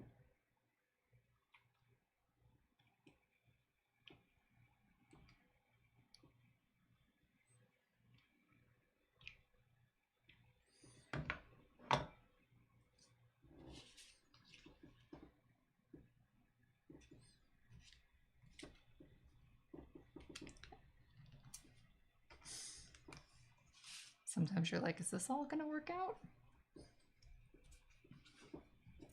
It's going to be a little bit beefier than your traditional funeral fan because it has so many layers going on.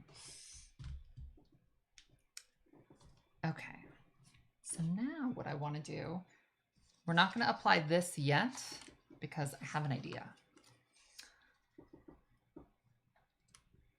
So we're going to apply this, and I'm seeing like a good size gap in the layers. And I'm wondering, do I want to sew those closed? I might. like stitch that. Let's just say I don't know yet and find out what happens. So I'm gonna apply this. And I was just talking about Gertie being on my feet, and she just waddled over and made herself at home. So I'm gonna go right there in the center. And I would say try to line that up as perfectly as you can.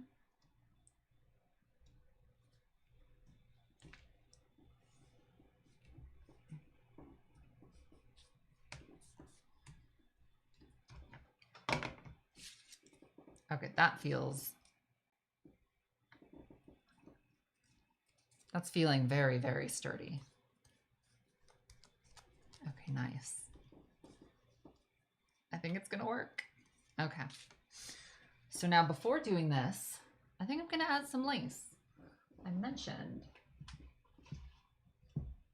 let's see if I move my teapot.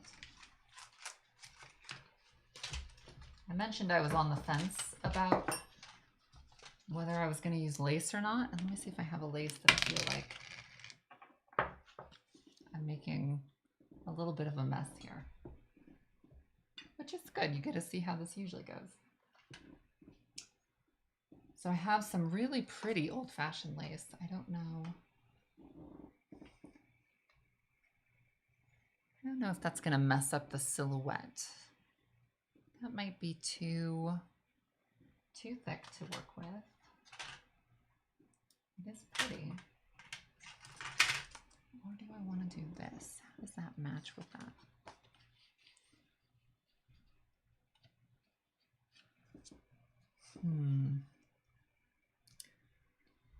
You know what? I feel like the lace is going to mess up the silhouette, and I'm not going to end up with something that looks quite how I wanted it to. Because it has all these sharp like edges, and if I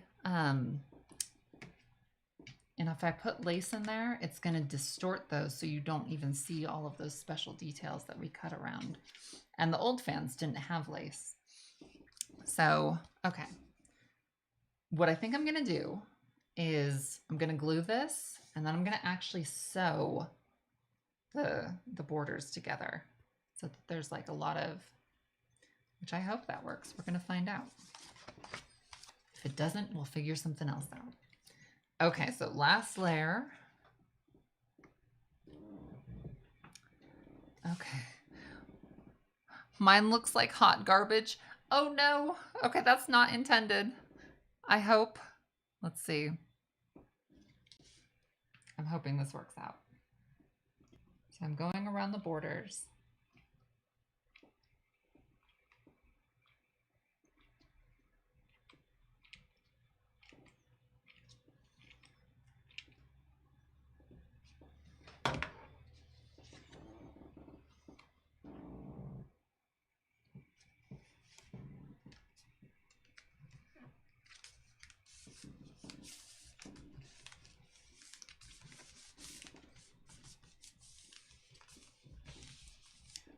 So, how did that work out? I mean, it looks like a funeral fan. Maybe if I could go back in time, I think Mod Podge would have made this a little less dense, but this made this possible for right now. Okay, so let me grab.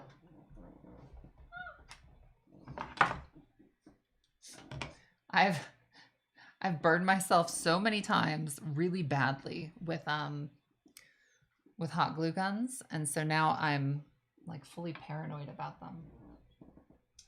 Let's see. I lost a ball of yarn that I'm gonna try. I've got like a dog at my feet, and we're gonna see if I can't wiggle around. So this is something I'm really excited about the new house, is this house is small. So when I set up for these sorts of things, I sort of become encased in the surroundings.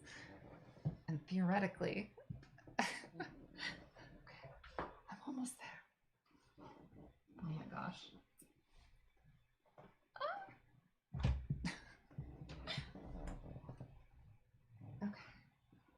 try to wiggle out of here and grab the piece of thread that fell over here.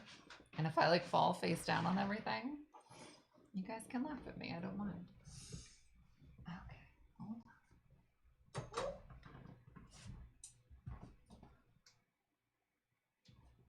on. I found it.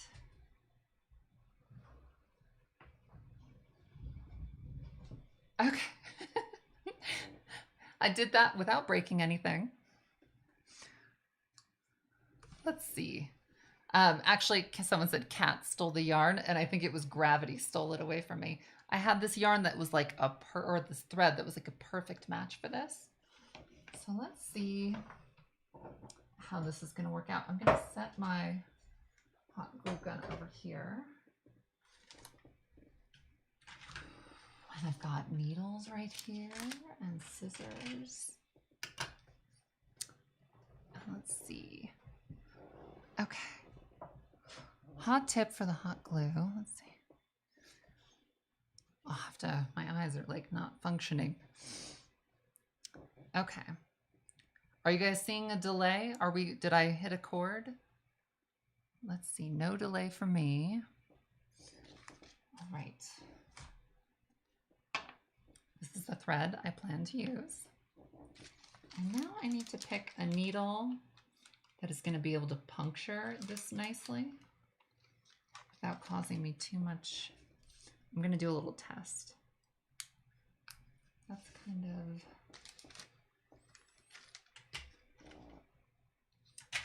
that's going to be my best bet, I think. Okay, that's better. Okay, so I've tested the needle to make sure. And now I'm going to thread the needle.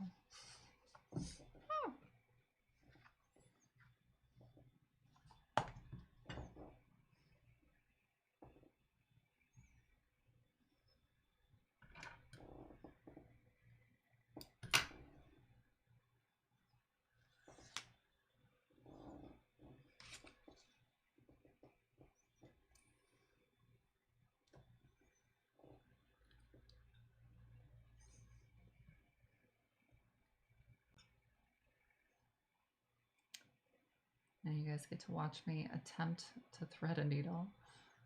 It's working almost.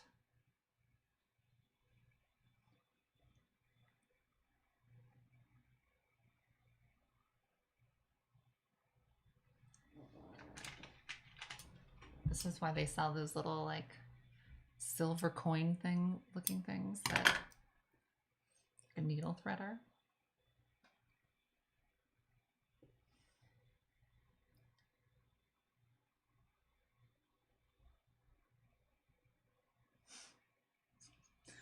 The very first pass, it went right through.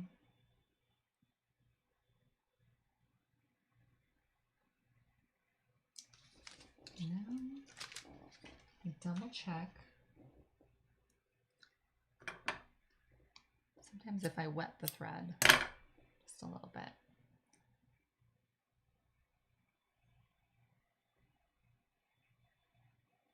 There we go. Okay, 5 hours later.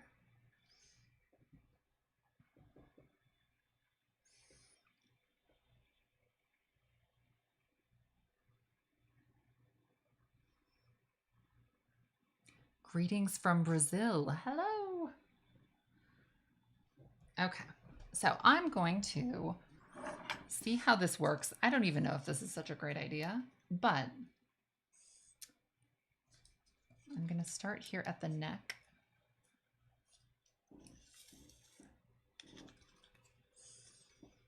I'm just going to leave that loose for a minute.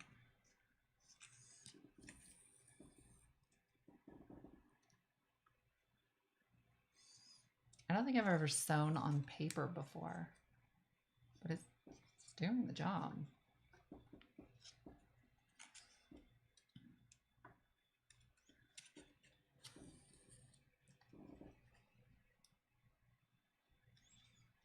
And I think it'll kind of give it like a more old-timey sort of look. I feel like that's really bringing those scenes together. And I'm just trying to kind of avoid the green section.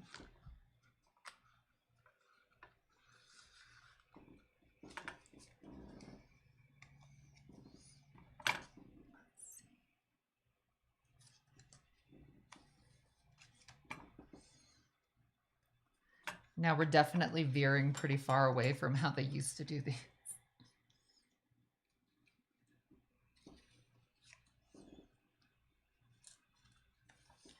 Yeah, I was thinking the lace was going to work, and then it just was not cutting it for me. Although one of the fun things, ooh, this is something we can chat about. When we did the blackbird framing, the last craft along that we did, it was so fun to go through and see what everybody did. And so many people, their project came out looking way cooler than the one I did, which was so fun to see. And I think I even like jokingly commented and said like, I don't think you're supposed to be like upstaging me with making way better versions. But I am totally joking, and it's very fun to see people get super creative and think of something that is like a better idea that I hadn't considered.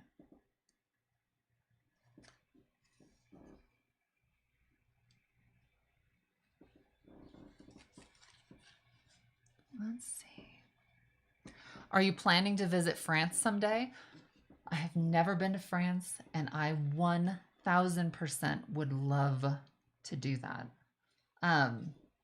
It seems like such a beautiful place. I really, well, like my mom and I were talking about before the world caught fire, that we were going to go on like a trip to Europe or something. And we weren't able to, but France would 100% be on the itinerary if that were to happen. You are my role model.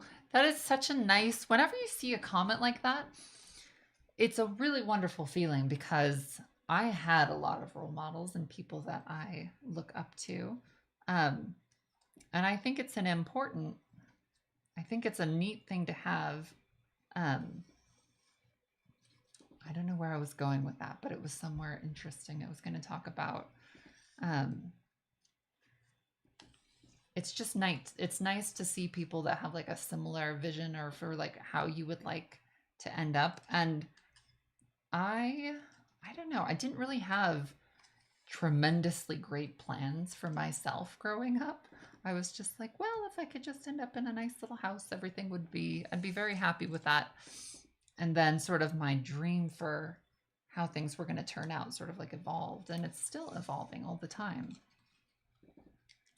This is coming together really well, by the way. I was like a little apprehensive.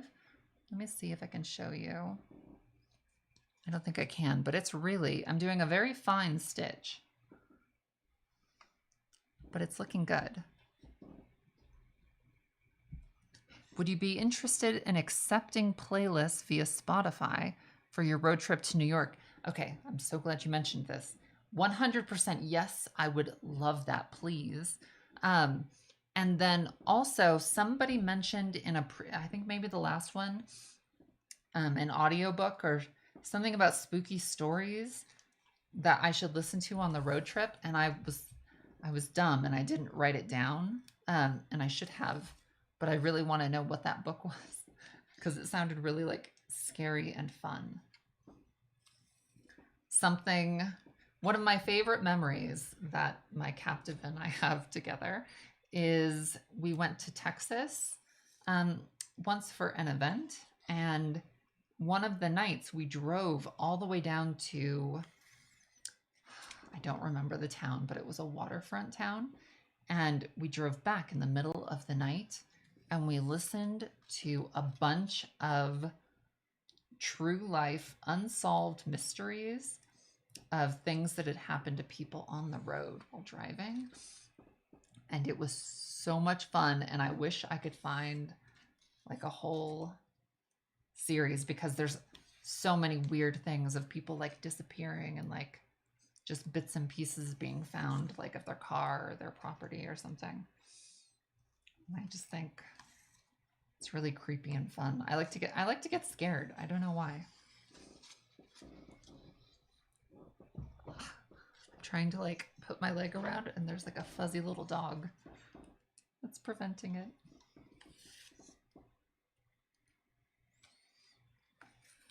Like, this is coming out better than I expected. The sewing is really, like, you can sort of see it if you look close, and it kind of gives it like an old-fashioned look. And it's really bringing it together.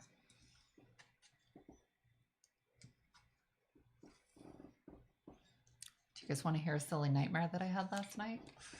I had a nightmare that things didn't work out with the house, and I, on a whim, very quickly agreed to buy this other house that was a lot smaller. And I showed up and somehow I was mistaken, and it was like in Antarctica, and it was freezing, and the house was very kind of ramshackly and damp. And I went up to one of the bedrooms, and at the house that I'm actually getting, the ceilings are really high and spooky and fun. And at this house, the ceilings were so low, my head was like hitting them. And I touched one of the ceilings, and the whole ceiling started to like crumble and fall apart in the dampness. And it was just like, no. I know hearing people's dreams is about as fun as going to the dentist, but it was a spooky one, so I felt like telling you.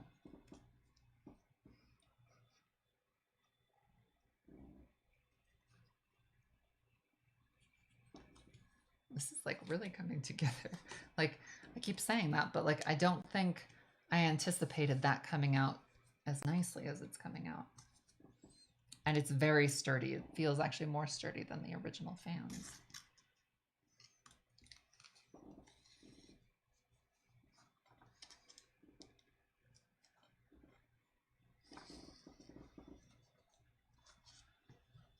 Intensity was a really good book. Is that Dean Koontz? I don't think I've read it, but I think I wanted to.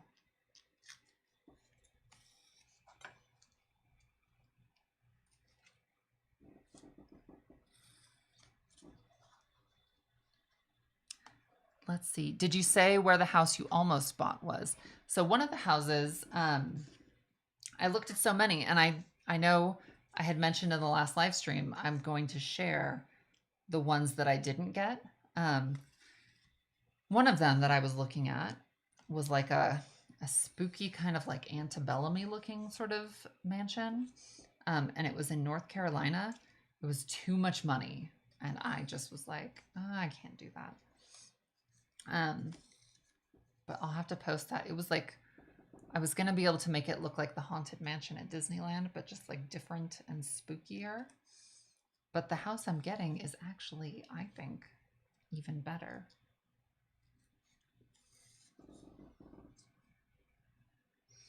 I love hearing people's dreams. It's a window into the inner part of their mind. I feel like the inner part of, if you were to like go into my brain, I just feel like, I don't know. I'm very scatterbrained.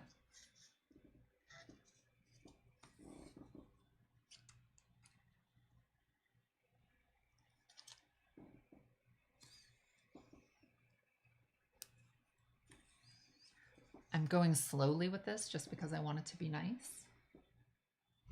But it's coming out perfectly. I hope you guys are having a nice Sunday. I'm actually, so this is, I tend to get a lot of anxiety before I do any of these sorts of live streams, but then once they get going, I'm having fun and it's a good time. And then when they're over, I get to like lay around like a potato and feel like the weight of the world has been lifted from me. I think one of my biggest fears, and I think it's rational with live streams, is that you'll accidentally say something that could be misconstrued, or because I'm always talking to my mom, and like sometimes I'll say something and she'll go, "What?"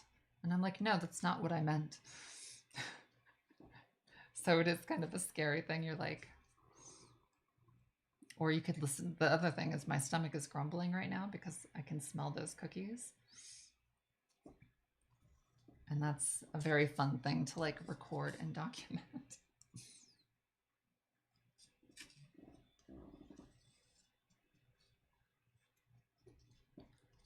We are not judging, no pressure. Well, thank you so much.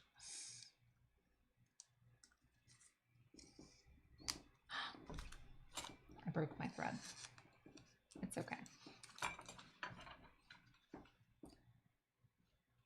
Just excuse me while I spend another 5 minutes trying to rethread some.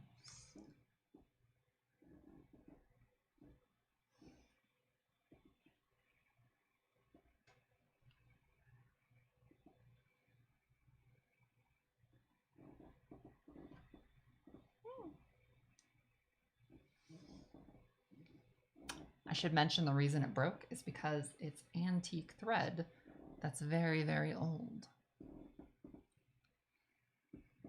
You need to finish the cookie? Okay.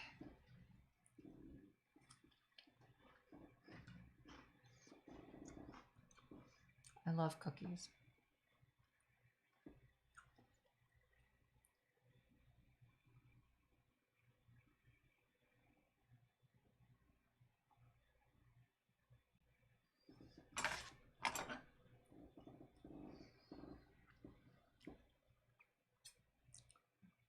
What nail polish do you use in your, like right now I don't have any nail polish on and it's 50-50. Either I just have bare nails or I'll use like a salmony pink sort of color. I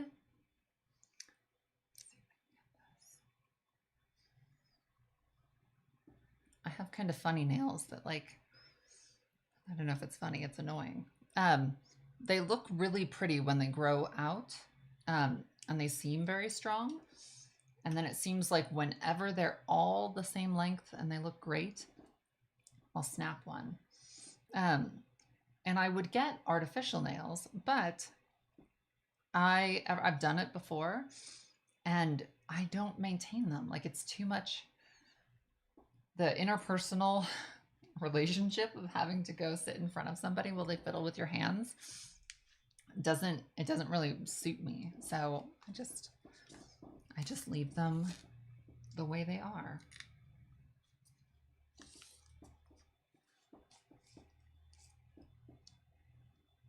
Okay. Now I'm back to work.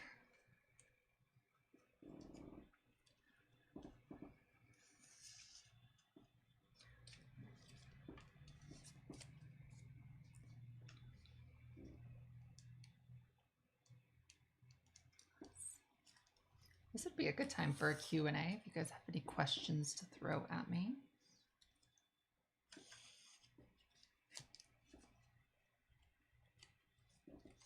Because this is kind of like the mindless part of this, which is pretty much universally my favorite part of any project.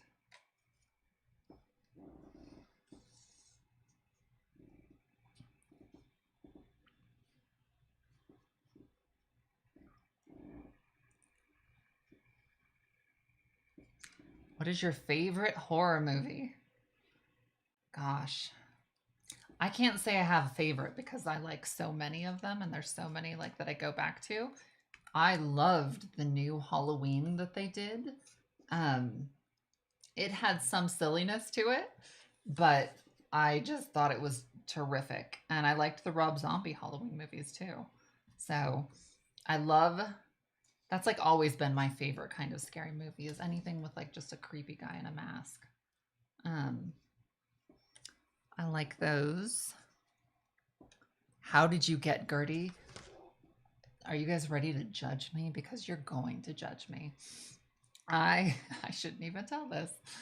I didn't know a lot about them at the time. I'll use that as an excuse. I've been saving animals my whole life, and it was my captive's birthday, and we had just bought this house, and it was like I knew he had wanted a Wheaten Terrier, and I went to the mall and bought a mall dog. So I rescued her from the mall. I would never do that again, just so we're clear. But I am very happy with her and she is very sweet. But I think we all have our like private shame, and that's one of mine. I did a bunch of research after I did that, and then I was like, oh, maybe that wasn't such a great idea. It is important to kind of research where you're getting your little critters from.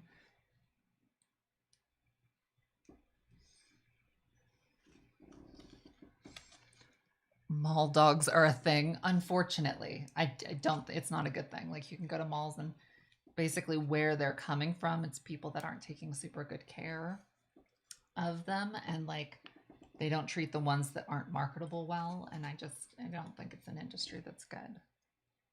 But I do think you can get bred animals from people that are responsible and care about animals.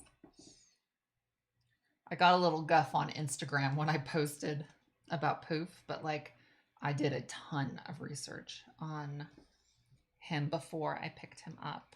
And like the lady was like a full blown cat lady, and she was like keeping the scraps. I know that's that's a horrible thing to say, but she was like, you could tell the thing with breeding animals is like they don't all come out perfectly, and she was like keeping all the ones that didn't come out perfectly and was loving them. She was so fun.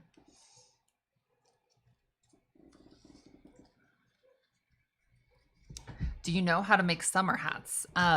I don't, but I want to. I want to figure out how to do that. So that's kind of the most fun thing about this being a career is I'm never gonna run out of things to make or things to do, because there is 800 million, and it's not gonna be like, I would say that's the most fun thing about making your living doing something.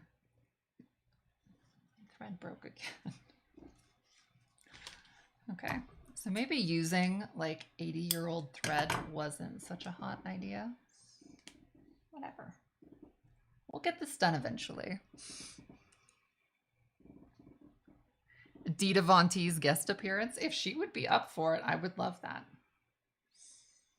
I feel like she would like to. I'll have to talk to her about that.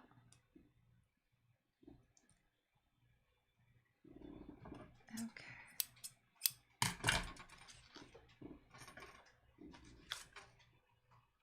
Did I lose my thread or my needle? I do this all the time, by the way, where I'm working on something and I lose some critical piece. And a needle is definitely one of those things oh, there it is. You don't want to misplace a needle.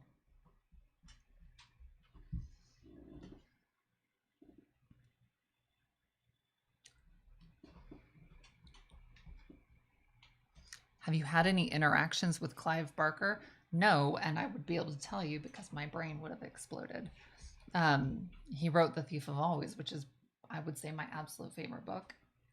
And so, no, there's like a whole bunch of people that it would be very unbelievable to meet. Dang it. Almost. I met Tim Burton for like the blink of an eye, and we got a picture together. But I didn't actually get to like talk to him or anything. And that was as close as, well, no, I met Ridley Scott and he was unbelievable. He was wonderful.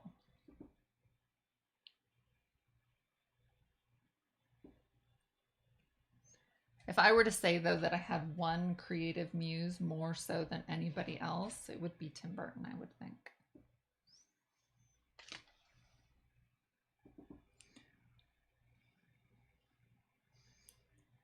How was Tim Burton? Like I said, I think I've told the story, and I'll just tell you again because I like reliving embarrassment. I'm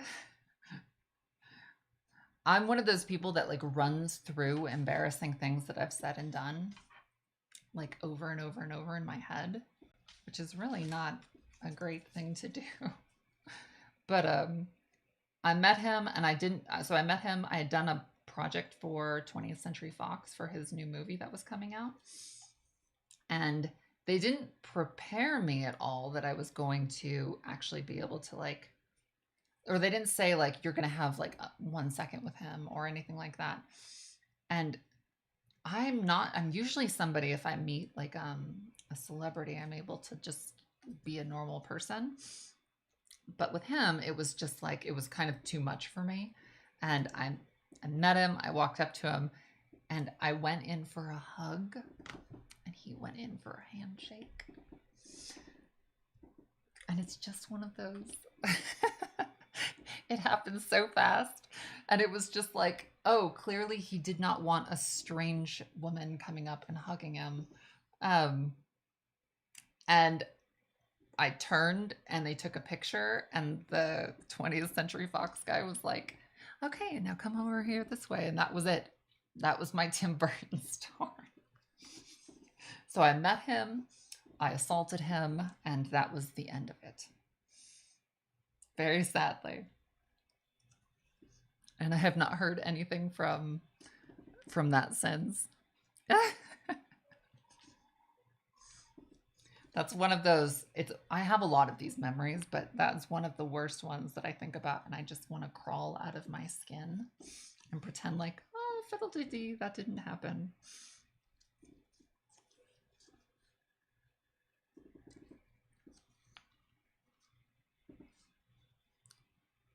He might not have noticed you were giving him. Well, it was at the premiere of his big movie, and like, I just think he, I can't understand what it would be like to be as famous as he is, and so having strangers come up and touch you might wear out very quickly. So I don't know. That's my best guess.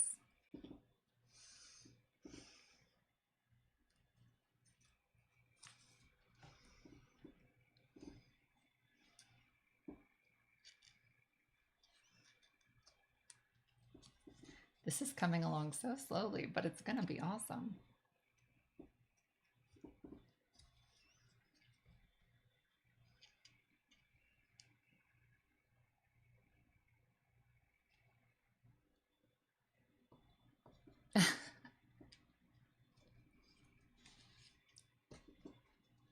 Why do our brains do that? I don't know, but I have way too many. Like, if I could, I would love to go through my memory and just clear out all sorts of stuff that I just want to pretend like I didn't do.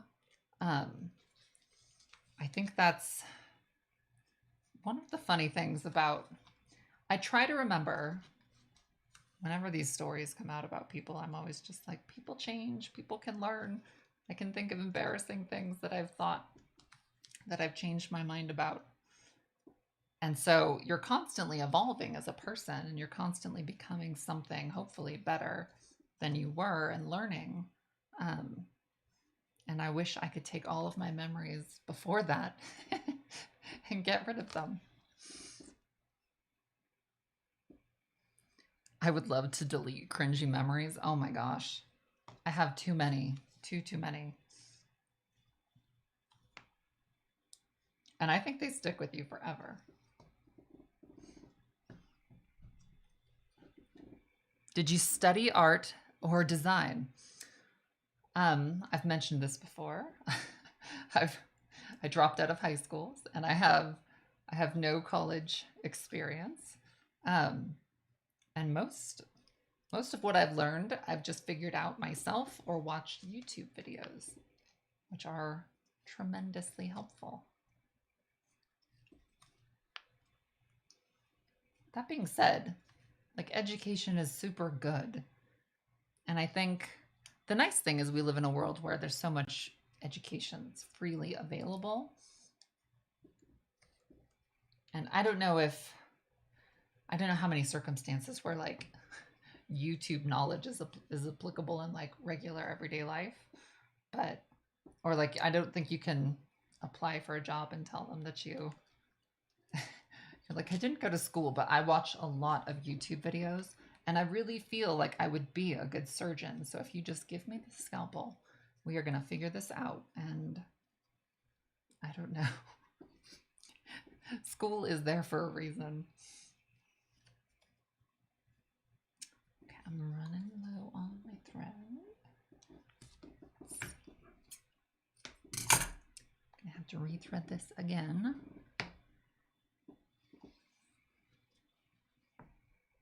What room are you most excited about in your new house? I would say my bedroom. So I'm going to, as an episode, and this is going to be another one of those episodes. I don't think I can do this in a month. I'm going to have to figure out a way to deal with projects that extend past a month. But I want to carve and make my own 4-poster canopy bed, because I have wanted a big 4-poster canopy bed since I was like 12. And now that I'm a grown up and I get to have one, I'm going to make my own. So that's something I'm very excited about. And I think I'm going to transform one of the rooms into a beautiful bathroom / dressing room closet. And I haven't quite like thought this out completely, but it's going to be an all-in-one room geared towards cleaning and getting made up and doing hair and getting dressed, all within the same kind of area. So I'm really excited about that.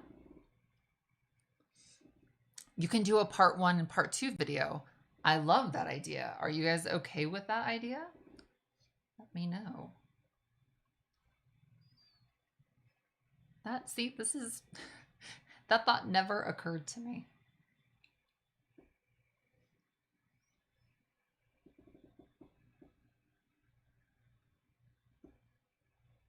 This is one of those, of course, I'm using a needle with the smallest tiny little, please. A mini series. I miss mini series. I used to love those.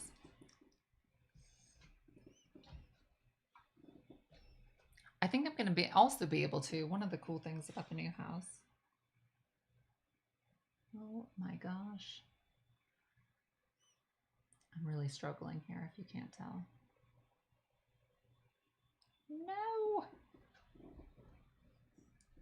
I could just run upstairs and get like a needle threader, but I'm a stubborn person.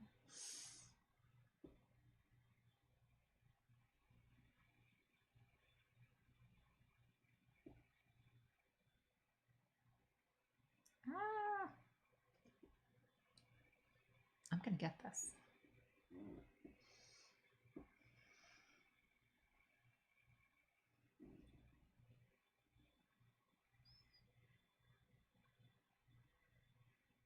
Someone said, I'm completely okay with multi-part episodes. That is amazing for me because that means that that's what I could do with the coffin. And I didn't even ask or look, do you guys like the 4-poster canopy bed idea as an episode? Because it would be so unbelievable. And I'm even going to so it's going to look like this giant old mahogany antique. And the foot part is actually going to have a hidden TV that I'll be able to push a button and the TV will come up out of the footboard. But when it goes away, it will be sealed and you won't see it. So that way I get to live this gothic fantasy in this bed, but then also watch the Golden Girls when I actually go to sleep. So, which seems like a pretty good deal to me. Oh my gosh, 5 years later, I'm making some real headway with this.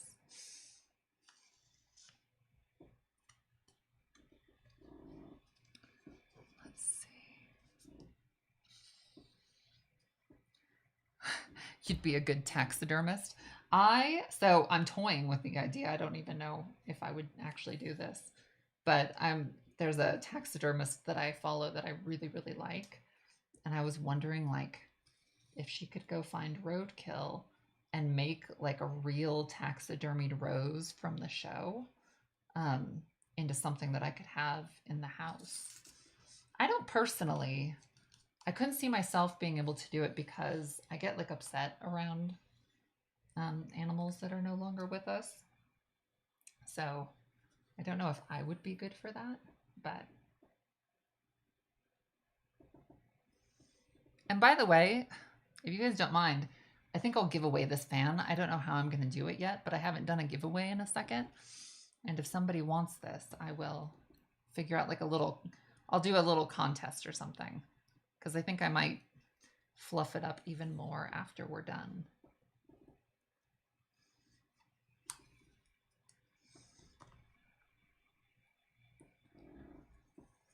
Let's see.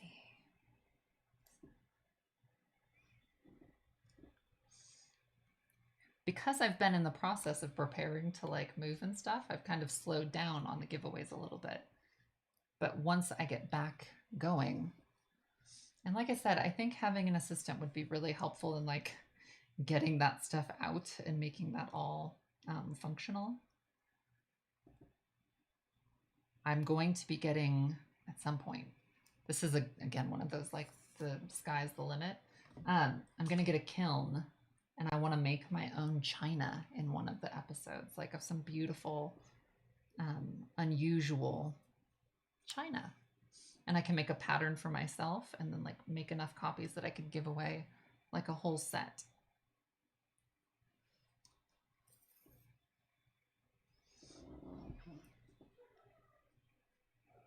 Let's see.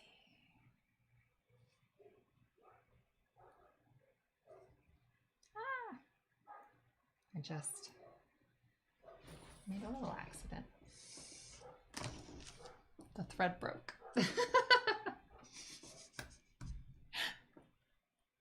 Okay. You know what? I don't care. You're not going to slow me down. I'm going to keep going.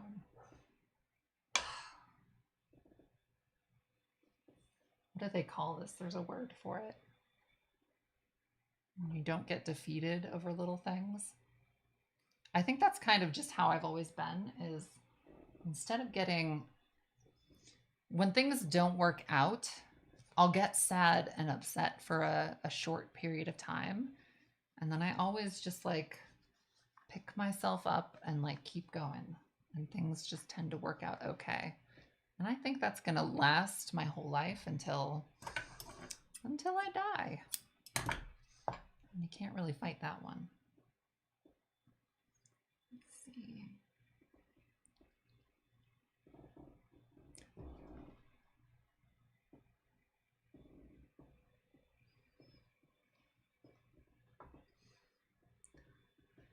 Now, that being said, I don't think there's anything wrong with wallowing in self-pity for a short period of time. I think it's just natural.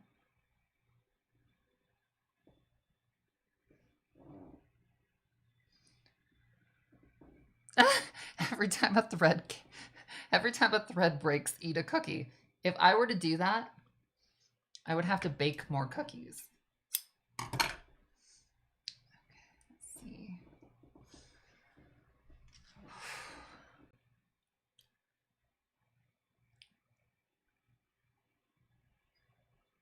You guys, I think I need glasses.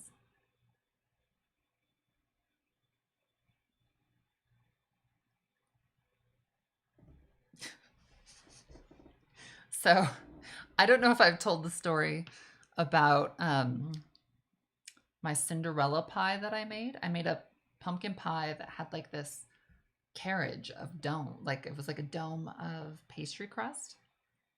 And I had this idea in my head and I had never seen anything like it. And I was like, well, I'm sure I can do that. And I started baking it, and the first one crumbled and disintegrated. And I was like, okay, well, that only took 4 hours to do. I'll just do it again. So I did it again, and the exact same thing happened. And I was like, oh, that's really unpleasant. I don't like that, because you have to do, I did all this insanely decorative stuff and baked it, waited for it to bake. So I did it a third time, and it fell apart again. And I think at that point I like threw it around the kitchen because I'm not above a good temper tantrum. Um, and then I started crying and I went upstairs and I took a nap. And while I was napping, I had an idea for how to fix the problem. And I went downstairs and I redid it and it came out perfectly. And I am never going to make that pie ever again. But there's photos of it. Oh my gosh. I swear the more I look at this, the harder it's getting. I feel like there's someone should take a picture of me like with my eyes crossed, like staring at this because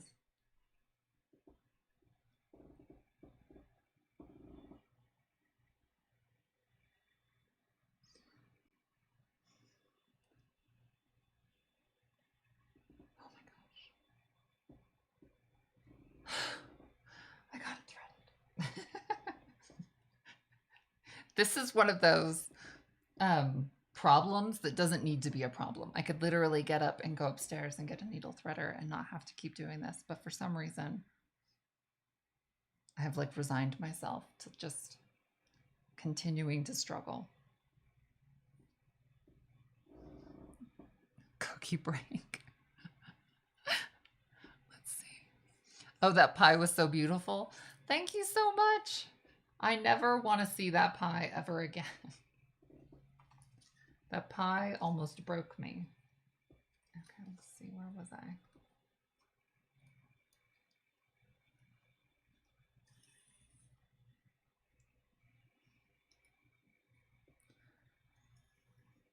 By the way, sewing this together is kind of ridiculous. Like, but it's like, I don't know, we're having fun. I'm having a good time. I hope you guys are too.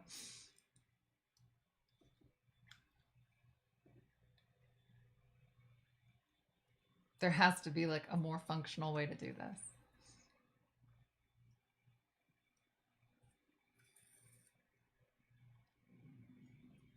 And there goes my stomach grumbling.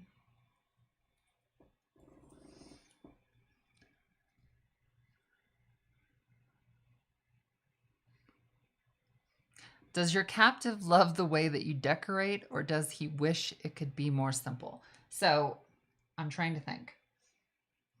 He's in the other room and he's far away, so we can talk about him behind his back. I think he likes it. He does. I know he likes it. It was like an adjustment for him to get used to when I started doing things because he's a very like clean and tidy and dust free kind of a person.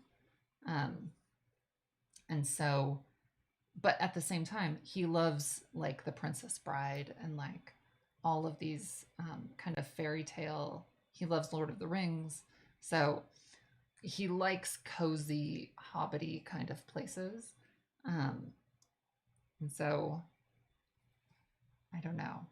He tolerates a lot. But I'm good to him, so I think he's okay. I think men have had to suffer worse.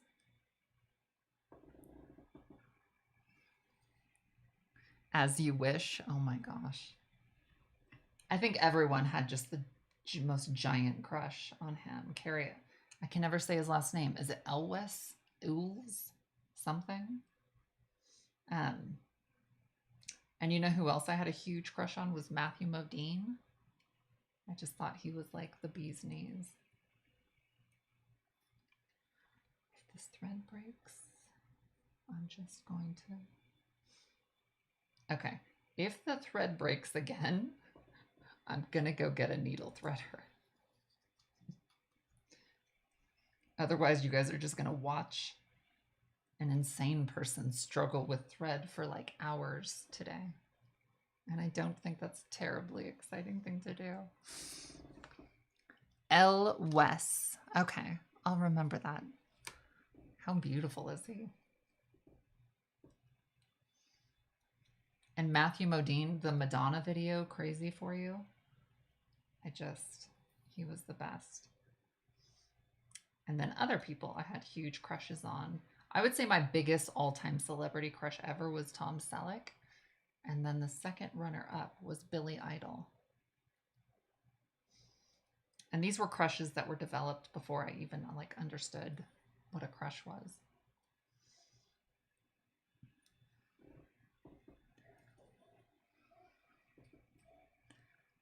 Let's see.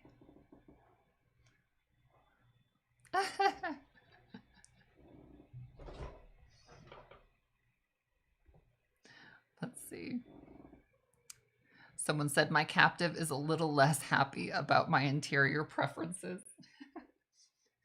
I think it's, you know, it's a trade-off whenever you live with somebody that like I don't know.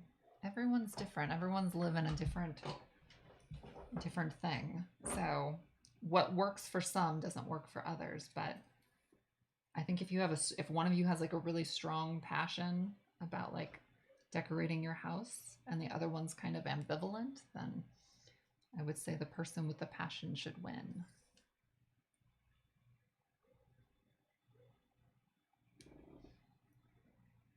My fan turned into a mess of glue, so I'm knitting some socks. You know, okay. I said we were going to do a craft along. I cannot promise that every one of these ideas is going to be a winner.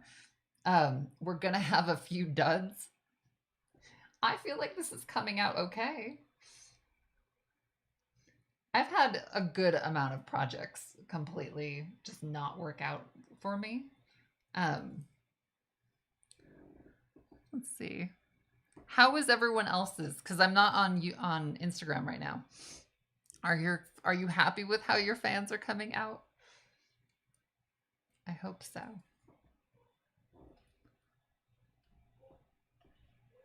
Let's see.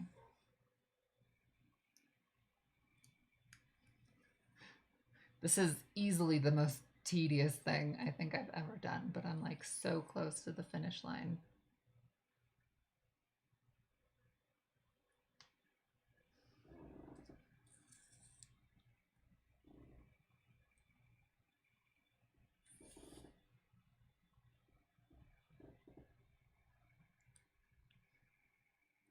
Let's see.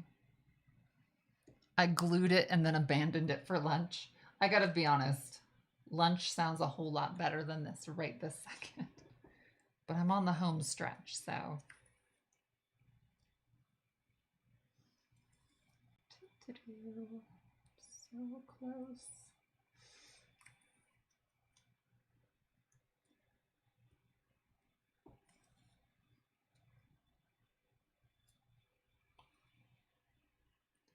And I'm going to take my hot glue gun. And if there's like these little corner pieces, probably could have benefited from just being glued together. Okay, so before you get mad at me, let me tell you something. I just realized if I had slowly gone around with hot glue and like put like a tiny little bead and then pinched, I could have done that and it would have worked just as well, if not better, than sewing it. So you guys tell me, would you prefer me to like run through these projects before subjecting you to them, or is it kind of fun fumbling in the dark with me? Someone said that's what I'm doing. You are a Beth, you are a smarter woman than me. Okay. I did it. Okay.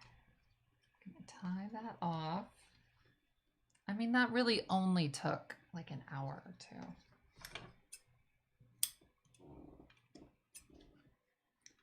Go around and cut off any little extra thread pieces.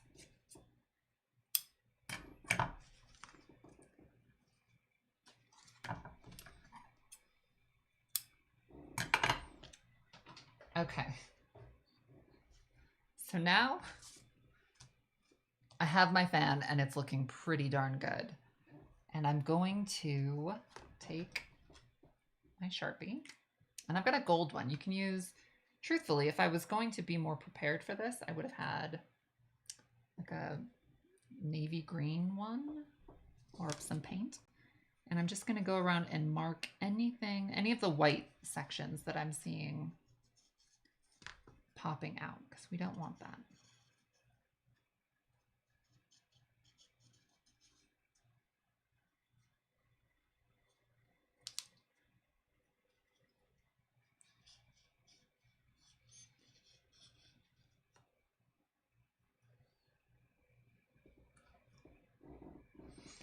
Let's see. I want to fumble in the dark with you. Okay, yay. Tassels are a nice touch. I like that idea. I did not grab any tassels. That would have been a terrific idea.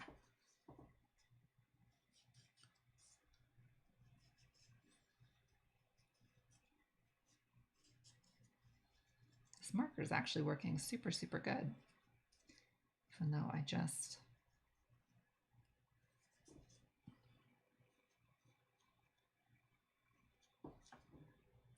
like messed up right there.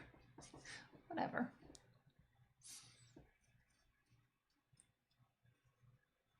It's kind of funny. I spent so long designing this and trying to make sure it was going to be perfect. I messed up again. It's okay. Now I'm getting a little tiny bit silly right at the home stretch, which is terrible.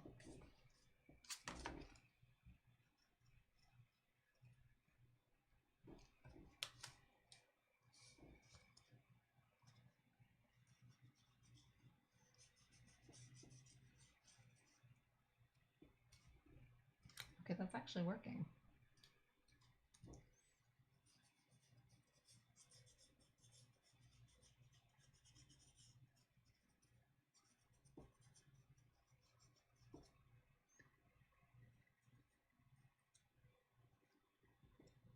Okay.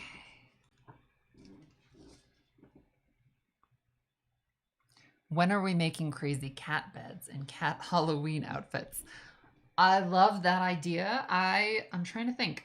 I've seen people ask for like a scratching post that's kind of cool and different, and I totally want to do that. So probably once I get settled in, it's one of those I don't even know what I'm going to tackle first. The first, probably couple months of getting there are going to be kind of bizarre episodes of like, perusing this house and finding out like its history and sharing stuff like that. If you guys don't mind, that would be kind of fun. And like getting to know the area a little bit. And then we'll get right into like crafts and stuff, leading right into Halloween, which is going to be so exciting. This is technically, the house is located just outside the borders of what is technically considered New England, but it's so close. So I'm going to get those kind of New England falls at this house, which are so beautiful because of what happens with the trees.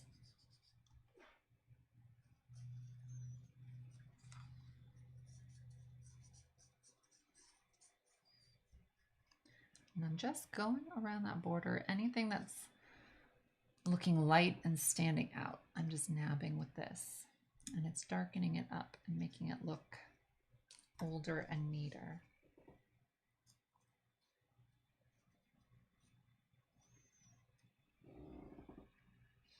And a catio. I'm going to have a lanai at the house. I don't know how I'm doing that yet, but I want a lanai to go out and like sit and drink like orange juice and have some cheesecake. I'm going to have to figure out like a plant-based cheesecake, which I don't know how that's going to come out. I'm actually not a terribly big fan of cheesecake, which is crazy because I love sweets. It's almost like too rich for me. but I have had it and liked it before. So, I mean, I guess it's just a matter of.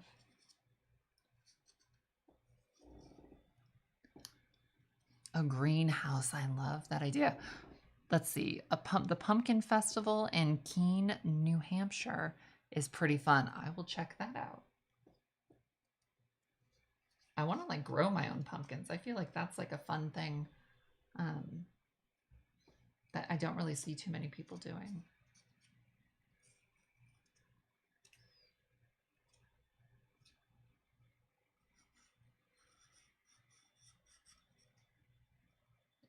Almost done.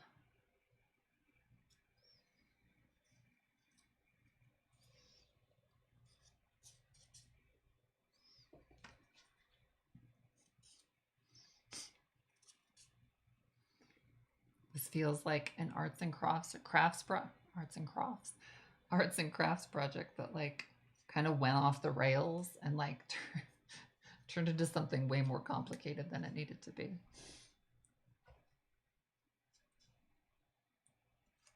I'm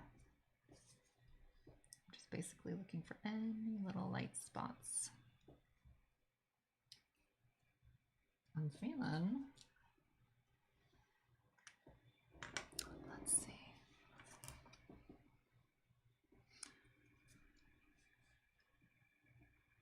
How about an episode where we meet your captive and he helps you make something? He's a little bit camera shy. I will consult with him and see if he'd be up for that, but he kind of is. We'll have to talk about that and figure that out. Have you read Dune? I haven't, and I've always wanted to. So like maybe I should do that before the movie comes out. I've never even seen the original movie. Okay, so I considered adding more to it. Do I want to? Let me see. I have this like gold. My mom kind of makes fun of me and she says I'm always trying to like put a bow on everything. So I don't know.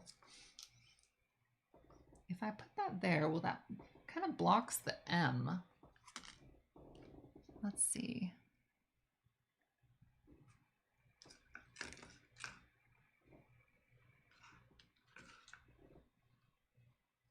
Do I like that? I think I might.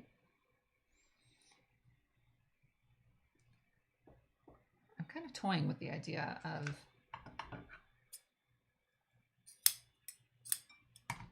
I don't know if it blocks the M that I have right there a little bit, but kind of gives it like a slightly extra little flourish. I like the tassels idea. I don't know why I didn't think to get some.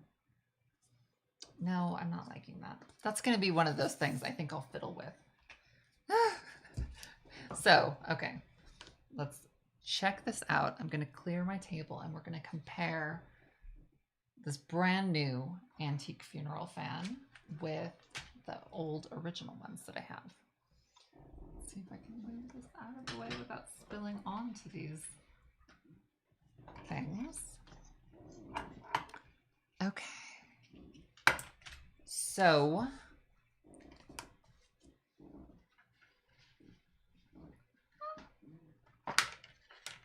I'm going to go like this. So this is one brand new, just made. This one is 100 years old. This one is 100 years old. And I would say this feels substantially, this one, the one we just made, feels sturdier. So it's summertime. I wish there was a way that I could like have these manufactured because that's kind of like a neat, and it feels sturdy. It does not feel flimsy, like it's just gonna break. And I hope you guys like the funny stuff that I put on the back. I was thinking it would be kind of neat. Let's see. Okay, so I'm gonna figure out a way to give this away. And I'm gonna do something extra special to it just before I do that. But yeah, I hope you guys had fun. I can't, like, the second this is over, I'm going to start looking on Instagram to see how other people's came out. So tag yours with Creating with Christine if you made one. And I'd love to see it or just see whatever it is, even if it wasn't this. Somebody said they were knitting socks. I would love to see socks being knitted. So thank you guys so much. So you've got your Patreon exclusive video coming up in just a few days. Give me a little more than that, just because I want to make sure I'm not like rushing this coffin and it comes out amazing. And then we're going to be doing a photography thing, and then we're going to be moving across the country. So I'm really excited. I hope you guys are having a good weekend. I'm going to eat all of these cookies as soon as I take off this corset. And have a lovely rest of your weekend, and I will see you very soon.